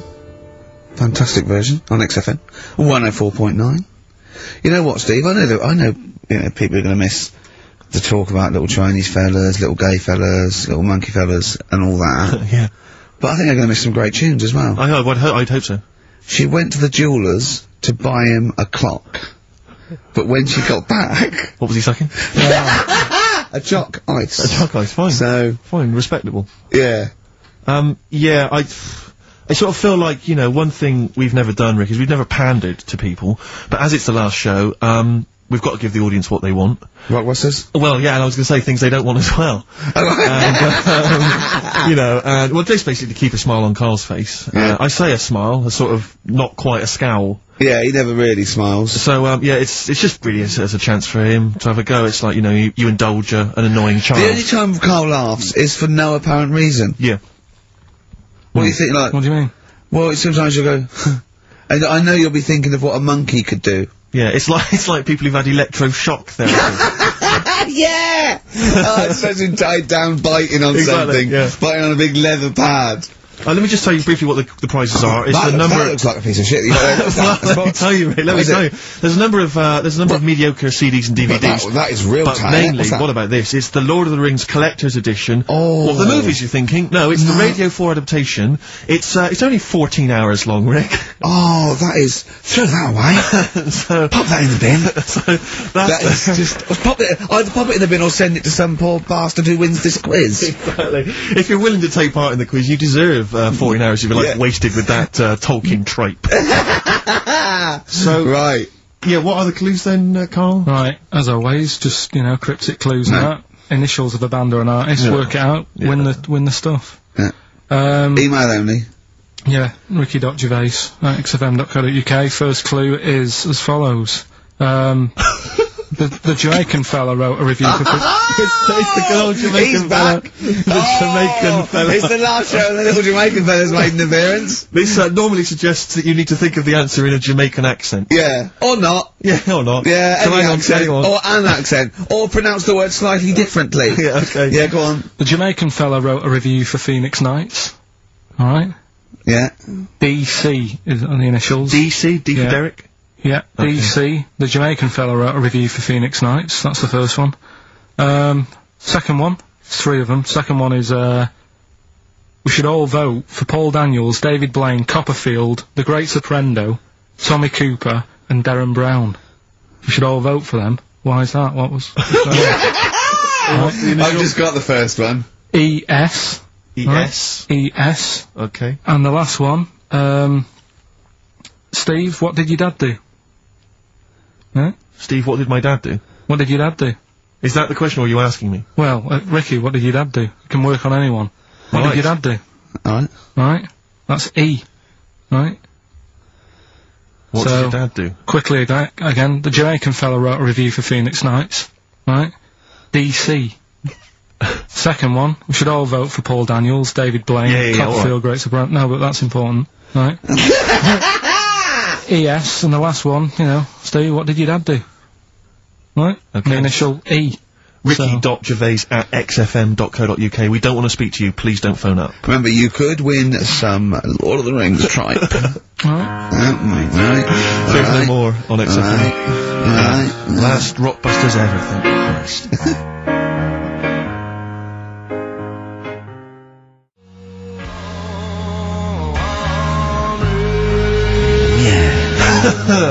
Thanks no more on their version of I'm Easy on XFM 104.9. Ricky Gervais, Steve Merchant, Karl, Pilkington, Rick. For the last time. We've only really got 3 topics of discussion on this show. I think you agree with that. Little Chinese fellas. Monkeys. And the gays. The gay people. Yeah. We're hoping to cover all those subjects today. Monkey News is coming later. I'm sure we can find something to discuss about gay people. We've done gays, we've done a few gays. I suppose we talked about the dog thing. Yeah, big time. I think you'll be enjoyable. This is something that's got sent through to us. I'm not quite sure who by, but thanks very much for it. It's a story that was in the press recently. I'm not going to give you the headline. I think it gives away too much. I think, Karl, you'll be particularly interested in it. A farmer in eastern China, here we go. Basically, he paid £1,300, or the Chinese equivalent, to marry a woman, and basically she refused to sleep with him after the wedding, complaining that she felt unwell. 6 days after the ceremony, she tried to run away, but the farmer followed her. He found her in some neighbouring town. They grappled together. The bogus bride's false breasts fell off. And he's hard. It wasn't his hard after his old tricks. It wasn't his hard. Trying to do another show in Chinese this time. But it was a man. Oh, and, no. Apparently, it was an arranged marriage. I don't know who sorted that out. Did he get his money back? I think Because I think men are cheaper than women, to marry in China, I think. But, yeah, I mean, you've got to be pretty simple not to realise that the person you're marrying's a bloke, surely. Well, no, if he didn't have a little look, what was, you know, in the back of the store, he just saw the shop window, sort of lovely little Chinese lady there. Yeah. Right? You know. The lovely hair, real breasts. There's lumps where the breasts should be. Yeah. I can only assume they are breasts. Yeah. Right? I'm not, you see women walking around going, what are they, breasts, or are they, stealing sort of grapefruits? No, but wouldn't there have been a lot, I mean, wouldn't there be quite a sort of long initiation period when they first get introduced and so on? Not if he put his money down. He came and they said, well, I want a bird quickly, here's a grand. Sure. Get me one. They're not gonna say, do you want real breasts, or they're just gonna assume. Sure. Yeah, here's one. Yeah. Here's a little Chinese But who is lady. he paying? Where is he buying this woman from? From the Chinese lady shop. From the Chinese lady shop. Yeah. Sure. So, yeah. I think there's one in Chinatown, I think. Okay. So, yeah. Not really a town. Not exactly a town, more a novelty street. And the roads are very slippery. Very sticky. I tell you what, though. What? I was looking at their menus when I was walking home. They don't waste anything, do they? Why? Duck's tongue on the menu. Yeah, but it's better when you say it. Alright, duck's tongue. A duck's tongue, really? You sure that wasn't the proprietor?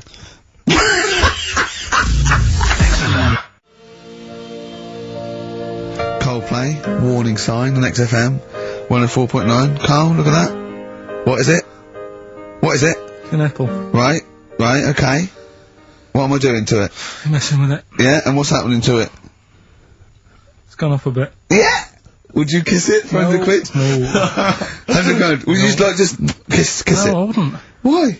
100 quid? What are we doing this for? I think I read this same feature on Wogan, I'm not sure. Seriously, Karl, I'm intrigued to know, how much would you have to be paid to kiss Ricky's nipple? Not suck it or lick it or anything like that. Just, like that, just on the nipple. £5 grand. £5 to kiss my nipple? Well, if you do it for 5, you do it for 1. £1,000 cash to kiss my nipple. No, I'm not doing it. You're joking?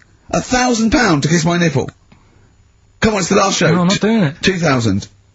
If you had the money there, and, like, if you had it there now, I might do it. For what? I'm not doing it. 500 quid? No. Stop taking it down.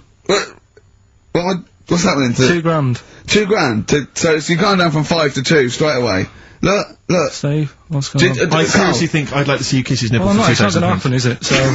If Steve wants it and I want it, that's 2 to 1. It's not going to happen. I thought it was a democracy, this show. You're not educating Ricky or what? Email in if you'd like to see, or rather hear, Karl kiss Ricky's nipple for £2,000. Because it's not going to happen. Come on, Karl. Right. It's not like he's Jono's nipple. Next. No, it's next. Okay. Would you kiss this for, right, okay, wrong, mate. No, what are you doing? What are you doing, educating Ricky? Do you want to set that Why up? were you looking, by the way? Why were you looking at that? You didn't have to look at that. We're doing... Go on. Right, this is when I teach Ricky stuff. Just give him some headlines to sort of tease him into what's gone on this week that you might want to know about. Yeah, go on. Is that important? Yeah. Right, you got that? Headline That'd be something to do with ants. So, Where there's a way, where there's a will, there's a way. right, okay, that'd be sort of like sucking mints. Hook, line, and good thinkers. God. Right, Okay. so which of those are you choosing? I'll have the, is that important? What, you want to do it now? I was just gonna leave it. Yeah, go let's on, do let's one. do this one now, yeah, come on. It's Alright. Christmas Eve, open one, come on. You know I don't like anteaters. Why? Okay, so I should just point out to people that as far as Karl is convinced, the stories that he's about to relate are absolutely 100% true. Yeah. You be the judge of whether He's you seen think them on the that's right. internet, of course they're true, go on. Anteaters, yeah. Why don't you like them? I've told you before, I just don't, sort of... It annoys me that an animal's named after what it eats. You don't need Yeah, it. but it didn't choose it, did it? Yeah, but if there's nothing else that it can be called, it's like, oh, what's it do? I don't know. What's it eating? It's eating ants, right, let's call it an anteater. It's not good enough. But why are you annoyed at it, though, for someone else calling it being Because lazy? it obviously doesn't do anything else. Do you know what I mean? But what do you want to be called? The Chartered Surveyor? Well, whatever, just a proper name. What's the proper name? Well, I'm just saying, But tell me an animal that's a proper name to you. beaver. That's pretty good.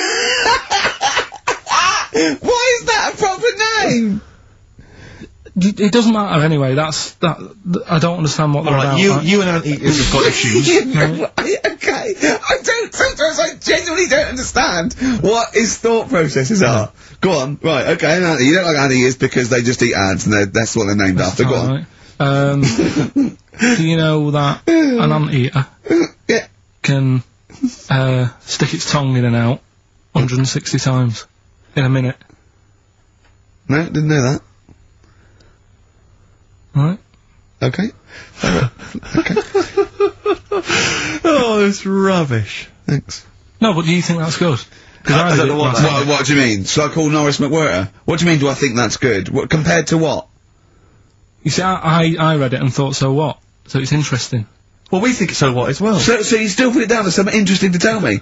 No, but it's the fact that that is meant to be amazing. I did Who's claiming it's 148. amazing? I did 148 last night in a minute, right? That's a record! Oh! Well, hold on. There's my nipple. How many could you do if it meant you had to touch my nipple at the end? £2,000.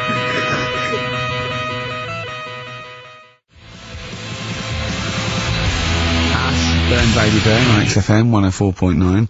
We do talk twaddle. Oh, God. I mean, I don't know why we haven't got complaint. We haven't got any complaints, have we? No We've listeners. had one. No one listening. No, it must be that, because Kilroy, he's probably got a big show, and it's all over the place, Yeah. you know.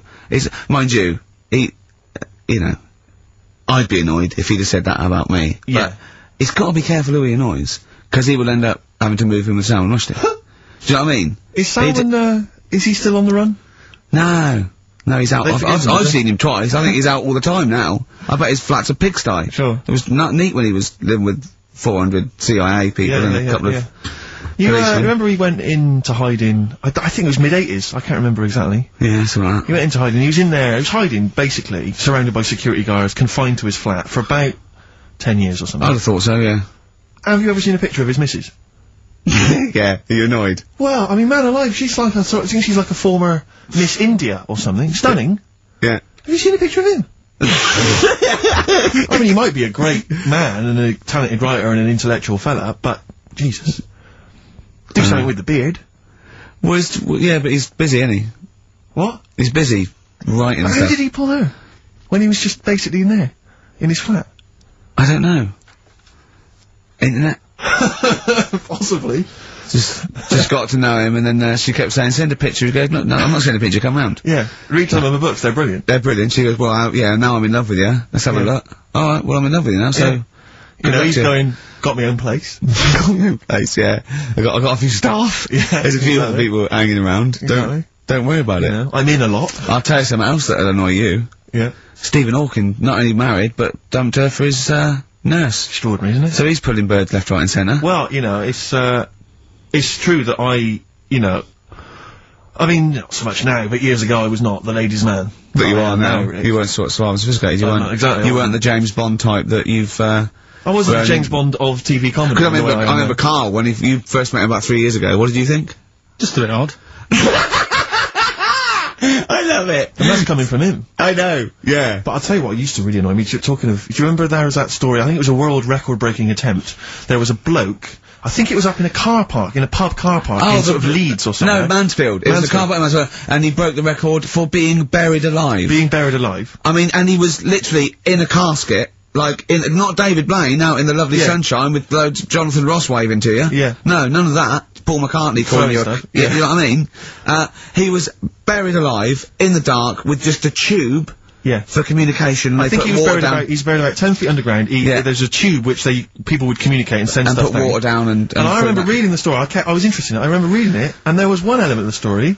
You would think it was a cheap holiday. Well, You're not going to pay those prices. 400 quid, whole seasons, you're having a laugh. That's nothing. Mansfield car park. and there was an element. It said in the news report. It said that while he was down in the ground, he began and ended a relationship with a woman. While he was down there, some fan who was a fan of what he was doing, he started communicating with her through the tube. I don't know the ins and outs of it, but they began a relationship and it ended.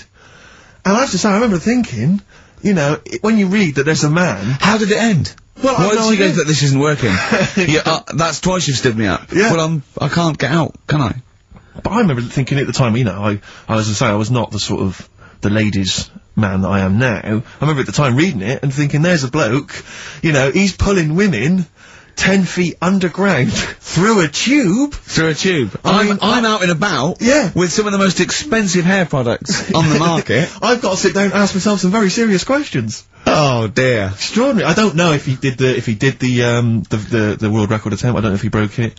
I don't know how that happened, but good luck to him. I don't know What do you mean a hole though? Like what? A proper thing, or is he moving about? How big is it? No, it was just I think it was just buried alive in a casket. I don't know. Just down there. Probably down on his back, maybe. Just waiting for little bits of water. But could he get out if he wanted to? Well, yeah, he could say, can you get me out? He couldn't just leave and then come back. There was people... So someone's there then? No, they buried him and said, wow, we better go back in a couple of weeks, see how he's doing. What do you mean someone's there? Of course there's someone there. Norris McWhirter, for one, I'd imagine, going, 3 days. Just a few more to go. And why Is the it Norris or... car park? Who's alive, Ross or Norris? I think it's Norris. Right, You're yeah. thinking of, yeah. What's It that? annoys me a bit, all this sort of, you know, getting in a hole and in a box and all that, and people going, oh, that's good. I mean, if he was doing something when he was down there, making something or whatever, you'd go, that's quite clever, but I don't understand all the fuss about... I don't know, people are just making a fuss about things that aren't that clever these days. It's just... You know what I mean? I don't reckon he beat Anne Frank's record. No, I think she's got the record. I know, yeah, and she did something, she wrote a book. She kept the so diary. you must think that she's pretty good then. Yeah, but at least she did something. Yeah, I know, yeah. That's what I'm saying. That's what I mean.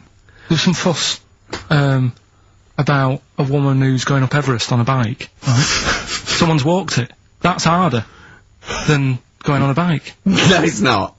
Of course it is. Of course it's not. Of course it is. Not Walking's uphill. better than... Riding about on a bike's better than walking everywhere. Yeah, but not uphill. Well... No? Don't agree with me.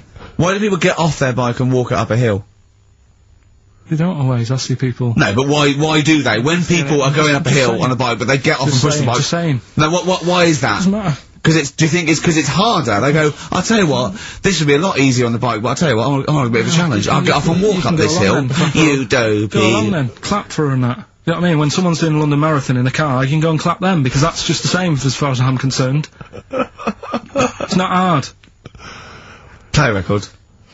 Imbecile. My milkshake brings all the boys to the yard, and they're like,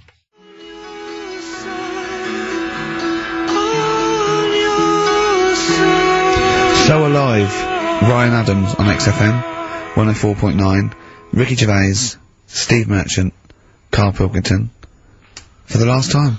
Well, you might do some other stuff later. Oh yeah, I mean, Music yeah, stuff. for a little while at least. Well, we won't be around for, foreseeable future. Better things to do, bigger fish to fry. Well, you got your music show that you'll do, like, she'll be good. Yeah. And if the other radio stations are more interested. I think we've just got enough energy left for the last 35 minutes. Yeah. We've given him a lot, Steve. We've given him a lot. We've come in here, week in, week out, every Saturday. Never late. We've always given them, you know, 30%. Really pulled it. 30% of energy. Yeah. How did that start? People going, you've got to give 110%. Yeah. It's just my heart sinks when I go, 100%. I say, you've got to give 110%. I can't. I'll give, I'll tell you what, I probably won't even give 100, because you never know, but I'll give as close to 100 as I can stand. Yeah. And that's all I'm saying that to a drill sergeant. Yeah. I'll tell you what, I'm gonna give nearly 100. And that's, you know, that's more than most, I think you'll find. Maybe if you appear on Celebrity Fact Club. Well, I don't think I need to, do I? Well. Carl, do you think I need to go on that? When you had your nipple out. It was pointing downwards, was it? A little bit. Even though it was erect, it was pointing toward my knees. Can I just point out that we've had more requests for Karl to kiss your nipple than we have answers to Rockbusters. Ain't gonna happen. Well, It's a live show, Karl. You've got to give the punters what they want. in the webcam, and just a little peck Ooh-wee. on the nip. A little Karl, peck. that is just out of order. The show must go on. You've got to give people what they want. I'm doing it. Why? Why not?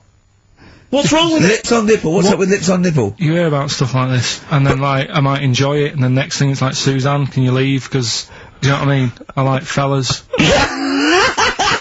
So that happens, isn't it? So that That's like an episode of Kilroy. Oh God. Oh, and I'll tell you this. Pilkington, are you thinking? I'm thinking exactly the same as you're thinking. I was reading the paper today. The show's been axed. It's axed. But they're keeping the show on at the same time. It's going to have a different name, different host. Hello. Pilkington. Come on. Hello, welcome to Pilkington. Oh, Karl, what would you do? If we give you a subject, will you just run through what you might say about it, or what questions you asked? Well, what sort of stuff? Okay, sort of stuff like, Steve's 15, I'm 15, and my dad wants to have a sex change. So I'll play the dad, right? I'm Jeff. I'm Jeff from Luton. I'm, a 54-year-old plumber. And, I've decided, and this is my son, Paul. Paul. Paul, you sure to be Paul? Yeah, I thought it to be Paul. Okay. Yeah. So ask me some questions. So what's going on? Well, I'm not happy with this body. I've always felt that I was a woman trapped in a man's body. Have you? Yeah. Oh. Yeah, and, I think I'd be happier, as a woman, and, you know, it's for him to accept it, really, because I'd have accepted anything that he wanted to do, or, you know, and it doesn't change anything. Not no, I know, but I mean, it won't change anything. You know, I still love you, and I'll still be your father. I can't believe I agreed to come on national TV. I'm gonna get taken out of me at school. Really? Man alive. Well, you know, with that, you gotta go through lots of stuff, but I mean, don't think of me any different. What does Mum think of all this? Well, Mum she doesn't want it really, but I mean, I'm not gonna throw away the knob and bollocks, so I'm gonna keep that for her in case she ever wants to use that, but I just don't want them attached to me. I'm gonna have them off, I'm gonna have some lovely pair of tits put on, and a nice little minge down there, but I'm not bent. I still fancy my wife and that, and, you know. Okay. Well, thanks for coming in today. Yeah, brilliant! That's your audition for Pilkington. Well, what can I say? I'm not a doctor, right? But what would you want? Come on, ask me questions about what? Discussion that I'm upset with my dad because he wants to become a woman. But we'll say stuff like, well, dear, but you mean you've had a son and he's going through an awful day. Should you think of him? Shouldn't you put his feelings? Should you think of your son before you go doing that? Yeah, but if I'm not happy with who I am, how can I live a lie? I'd go through my whole life living a lie just because he might go through a little bit of embarrassment. You know, he's old enough to realise now that you know, I love him, and I just need to have some tits and a minge on me. Well, thanks for coming in. Oh, Christ almighty! Well, what Play a can you say? record! I'm not sure you Rockbusters get it. answers. Let's do Rockbusters answers. Rubbish. I don't want the gig anyway. Like they were seriously considering him. Thanks for coming in! Brilliant! Go on. Did I tell you my dad's always been asked to go on that? He's Why? always been asked to go on. Is he a woman trapped in a man's body? No, they want to talk about you. They go there. So it's right. disappointing. Go on. Anyway, Rockbusters, right? Right, first clue was, Jamaican fella wrote a review for Phoenix Nights. Yeah. Right, that was the cryptic clue. The initials were DC. Yeah. What is it? Come on, no, you tell me. It's Define Comedy. Alright? Define comedy. It's a divine comedy. Alright? What is that? That's Well, a just Do Jamaican the accent again, do the accent again. Oh, it's just divine comedy. Why are you talking? That's Do it again, do the answer I'm again. not doing it again. You've got the answer. It doesn't matter. Let's move on. Right? Second one. We should all vote for Paul Daniels, David Blaine, Copperfield, Great Soprendo, Tommy Cooper and Darren Brown. Why is that? ES were the initials. Go on. Elec, Trick 6. Right? What? Elec, Trick 6. It works, so don't say it like that. I don't know what it means. Right, well, there's 6 people there who do tricks and that. Right, I'm saying we should vote for them, so you elect them. Yeah, but he said elect. Yeah, Electric 6. No, elect though. Elect's not a word, is it? And the last one, I don't think elect's a word. Elect. Steve. You don't mean Alec, do you? It's not Alec Steve. Park. You're not trying to do Alec Park. The one. Third one, Steve. What did your dad do? I don't know. That was E. Could work for anyone. It didn't have to be Steve, right? That was erasure, right? Erasure. Erasure. No, it doesn't work either. It doesn't work Kinda does either. work. It No, does it doesn't work. work. Doesn't work. Who's the winner? None of them work. None of them work. Another pile of crap for the mind of little stupid. Go on, Steve. I'll give the prizes dopey to... little. I'm going to give the prizes to Martin Williams from Flintshire. I don't know where Flintshire is. He says that he's promised to listen to the Lord of the Rings. By listen, he means sell them on eBay. Yeah. So, thanks for coming in. Stupid. The end of Rockbusters from the stupid little shitty brain. I'm going to say it of Pilkington.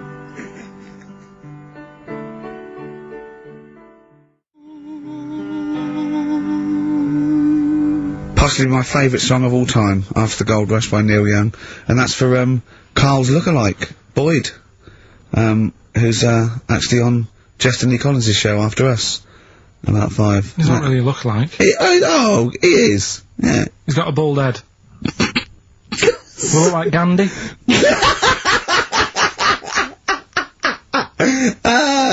he's in the toga, he does. A little bit. I don't think Gandhi wore a toga. No. So what are you, What did he do? Oh, dear.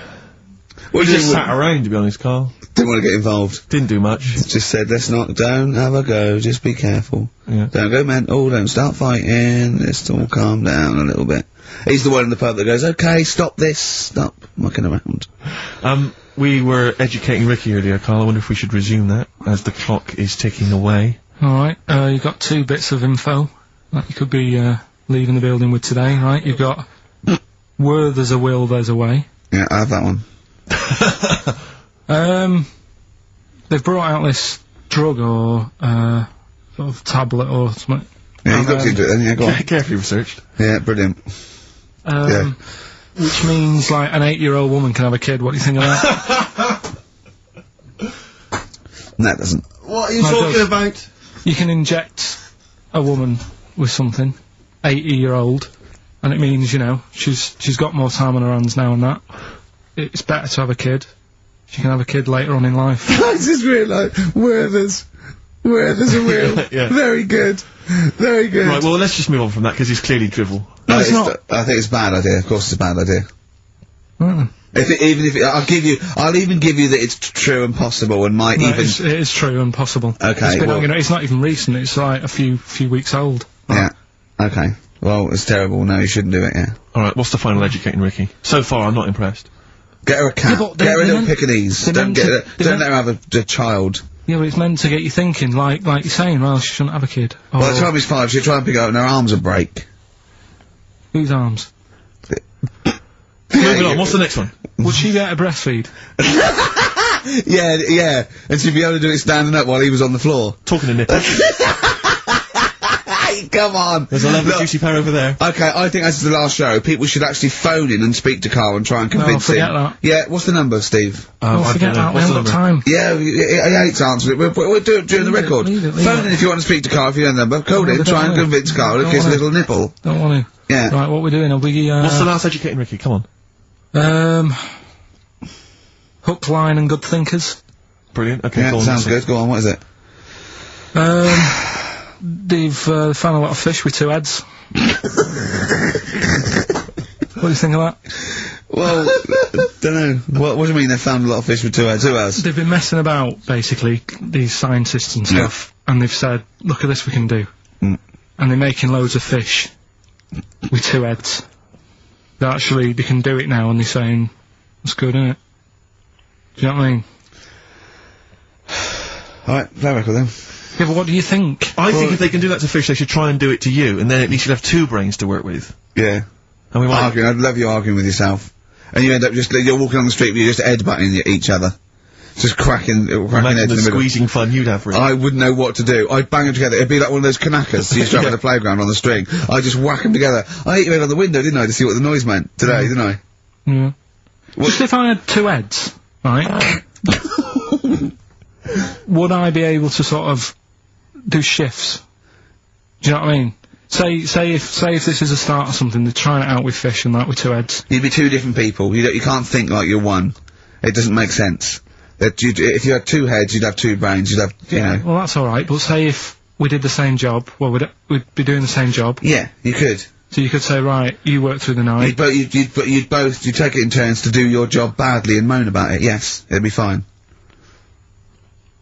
He's giving it some serious thought. I know, yeah. And so's his other head. Yeah. But also, they're saying there's like a fish shortage, and I was wondering whether they're doing like they try to make that better. Do you know what I mean? So yeah, well, as the head is a bit you throw away, it'd be perfect. No, but when they do a head count like they do, that's what they do. They do like they count fish. They get fish. But okay, just end the line. 1, 2. I think you'll find we're 1, sir. Don't answer back. Rick, I should just point out that I feel... Don't answer back! Come on, I think Karl, has offered nothing now. I think those educating Rickies were appalling. And the only thing that would redeem the show is if he kissed the nipples. Kiss the nipple phone in if you want to speak to Karl. If you know the number, call in and try and persuade Karl while this record is on. Well, answer the phone, answer the phone.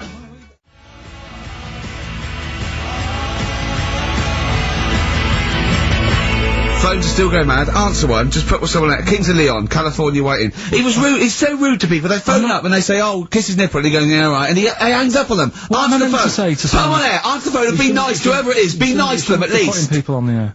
Hello. Karl. Yeah. Speak to Karl. Why don't you speak about that human monkey that was on the other day? Old news, man. How long have you been listening? Listen, can we forget the monkeys? What do you think of his nipples? Alright then, just kiss his nipple then for... I'm not going to kiss his nipple. I'd do it 500 quid easy. Would you? Yeah. But why? Why do you want me to do it anyway? What are you getting out of that? Oh, come on, mate, 500 quid. It's worth it. Yeah, but... He's got the money. You'll probably get more out of him if you want. It's not about the money, really. 500, think of Suzanne. Suzanne, you'd come on 500 quid and go, there you go. Just kissed his nipple, 250 quid each. She gives me more. It's not hard. It's not happening. Right, it's not happening. Did you just cut him off then? Well, there's another fella there. Who's that? Hi, my name's Linda. Right. Alright, Linda, you alright? What would make your day, Linda? If Karl actually gave it a lick, not just a kiss. We got it.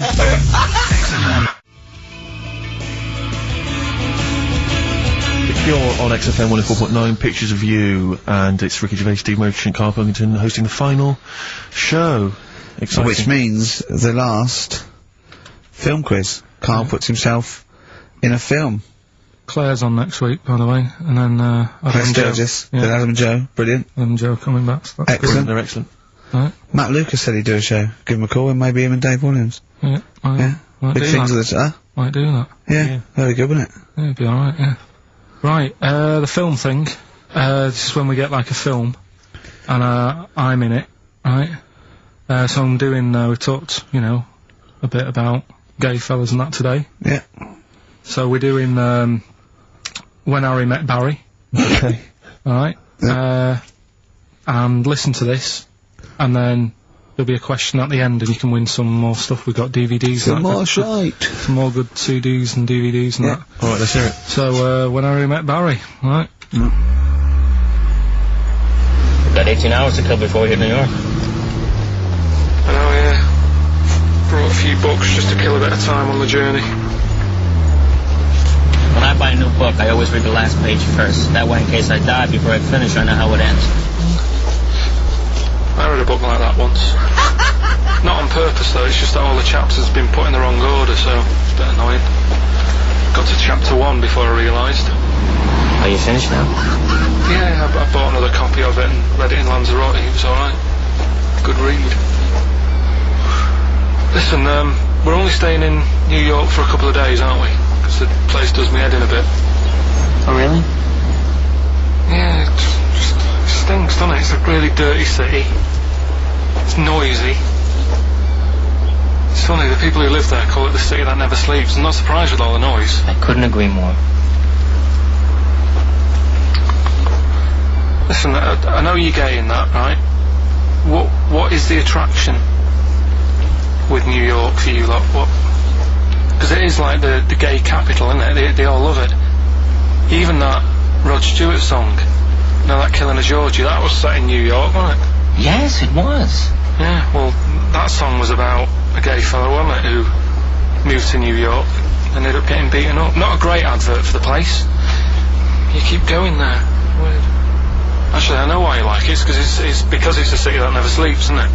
You lot like going out late. You sort of run your life at a different timetable to everyone else. Are you finished now? No, I'm not being funny. I'm just saying. Just don't think you should live your life like that. Why not? Don't start getting angry. I think I'm entitled to throw a little anger your way. Especially when I'm being told how to live my life. Yeah, you're right. It is your life. And that's what I'm saying. Don't be dragging me into it. What? Well, you know I'm not gay, so why did you buy me a butt plug for my birthday? I'm not going to use it. What do you want me to do about it? I take it back, okay? I take it back. Right. Want to spend the night in a motel? No. Why not? Because you're gay and I'm straight, that's why. Why aren't you seeing anyone? Well, I'm seeing Suzanne again.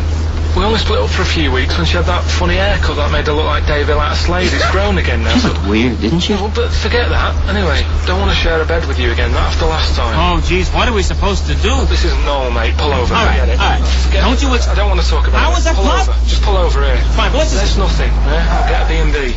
And by that, I mean bed and breakfast. Not bull and bollocks, as you call it. Get right? one thing straight. Not interested. See ya. Oh dear. Excellent. Oh, little Karl Pilkington. When Harry Met Barry, it's a classic film. What's the what? What song was I talking about? That, you know. Yeah, we about New know. York What song and was stuff. it? Yeah, we got song, yeah, okay. Artist will do, or the song title, whatever. Yeah, okay. Email only ricky.gervais@xfm.co.uk. We can squeeze in a tune, and then I hope... Oh, Monkey final News. Monkey News. Oh, Oh, what tune have we got? How long is it? 3 minutes. It's a nice one, though. Brilliant, brilliant. Bit of Amy Man. Fantastic. Alright.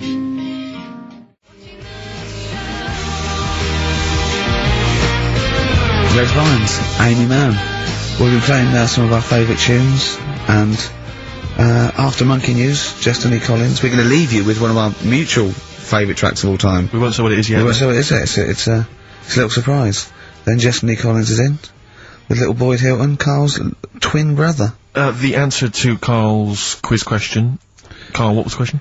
It was, what was the song that I was talking about in that, Harry Met Barry. Yeah. With Billy Crystal, The King of Georgie. Yeah, Of course, Rod the song by Stewart, Rod good Stewart, song. and Stephen Farron from Essex wins another, DVDs and stuff. Tat. Alright. Alright, well, this is the final one. Play the jingle. Oh, chimpanzee, that Monkey News, you Right, well, this Monkey News story, right, it's about, this fella, a couple of fellas in Texas, Yeah. sort of running a farm. Yeah. Right. Just 'cause they're definitely fellas. Well, how tall are they? Can we just let Okay, they aren't human beings. These two are human beings. Time's against us. They're running this farm and that, and anyway, so they're outside getting the cattle, and he turns round, right? It's just that cow's... Couple of monkeys walking about, so he knows what's going on, right? So anyway, so it's in Texas. They don't know what to do with the monkeys. There isn't a zoo. It's fairly barren there, isn't it? You know what I mean? Not much going about. Yeah. So the other fella who runs the farm with him said, "Look, we need a bit of an hand." Right? So, said, let's teach them some stuff, and the monkeys were happy with that, because they were lost anyway, right? So they had They had nothing to do. They were bumming around, they were looking for work. They'd hired a motorhome. They'd gone out of their way. Maybe it's like the Hulk, they were like Bruce Banner wandering around going, I need some work. You won't get angry, will you? So anyway, right, so they taught these monkeys how to ride a horse, right? So they've both got a... Sorry, you're sure Charlton Heston's not going to pop up? You're sure you weren't watching a video last night and thought it was a documentary? They've both got a horse each, right? They've been given, like, a little lasso and all that business. Oh, Yeah. don't talk Right. shit, Karl. So, anyway, it's going well, and it carried on for about 2 years, this, right? It's like, you know, rounding up the cattle every night and all that. Yeah. So, the two fellas are chatting, going, it's worked out well, hasn't it? Right, if there's a hostile takeover, and they sort of like buy up 51% of the shares or So they something... said, for this to continue, the monkeys are getting old a bit now, we need a little woman monkey in here to sort of get some kids going for, like, the future farm people, Forward right? planning, yeah. So they get a little woman monkey. They decided to only hire monkeys from Ireland. Why not? It's working. Why mess with something when it's not broke, right? So they get the little woman monkey in. They have kids and all that business, right? But the problem was, right, when they first got the woman monkey in, it was like, well, which one's gonna have the woman? Right? So, they started sort of fighting a bit and what have you. But because they'd seen the owners of the farm with, like, don't guns tell me and the stuff, baby monkeys didn't want to go into the family business, went off to be a lawyer. they had a bit of a shoot-off. Shut up! They got 2 monkeys, right? And because they'd seen the owners with guns and what have you. No, that sounds So they had a bit of a shoot-off. Yeah. That's how they sorted it out. And who won? I think it was George. The one called George. Right. So I think they had 17 kids. The farm's still running. So that's like the last little monkey news. Good little Rick, happy ending to that one. If you were to rub your nipple against his lips while I held him down. Right, come off it now. Come on. No, I'm not doing it. Bruce Springsteen, Thunder Road, last track on XFM's Ricky and Steve. You can check this all out on the webcam. Oh no! I've got fingers! Get his arm out of the way, get the arm out of the way! This happened on Scum! Mary's dress away.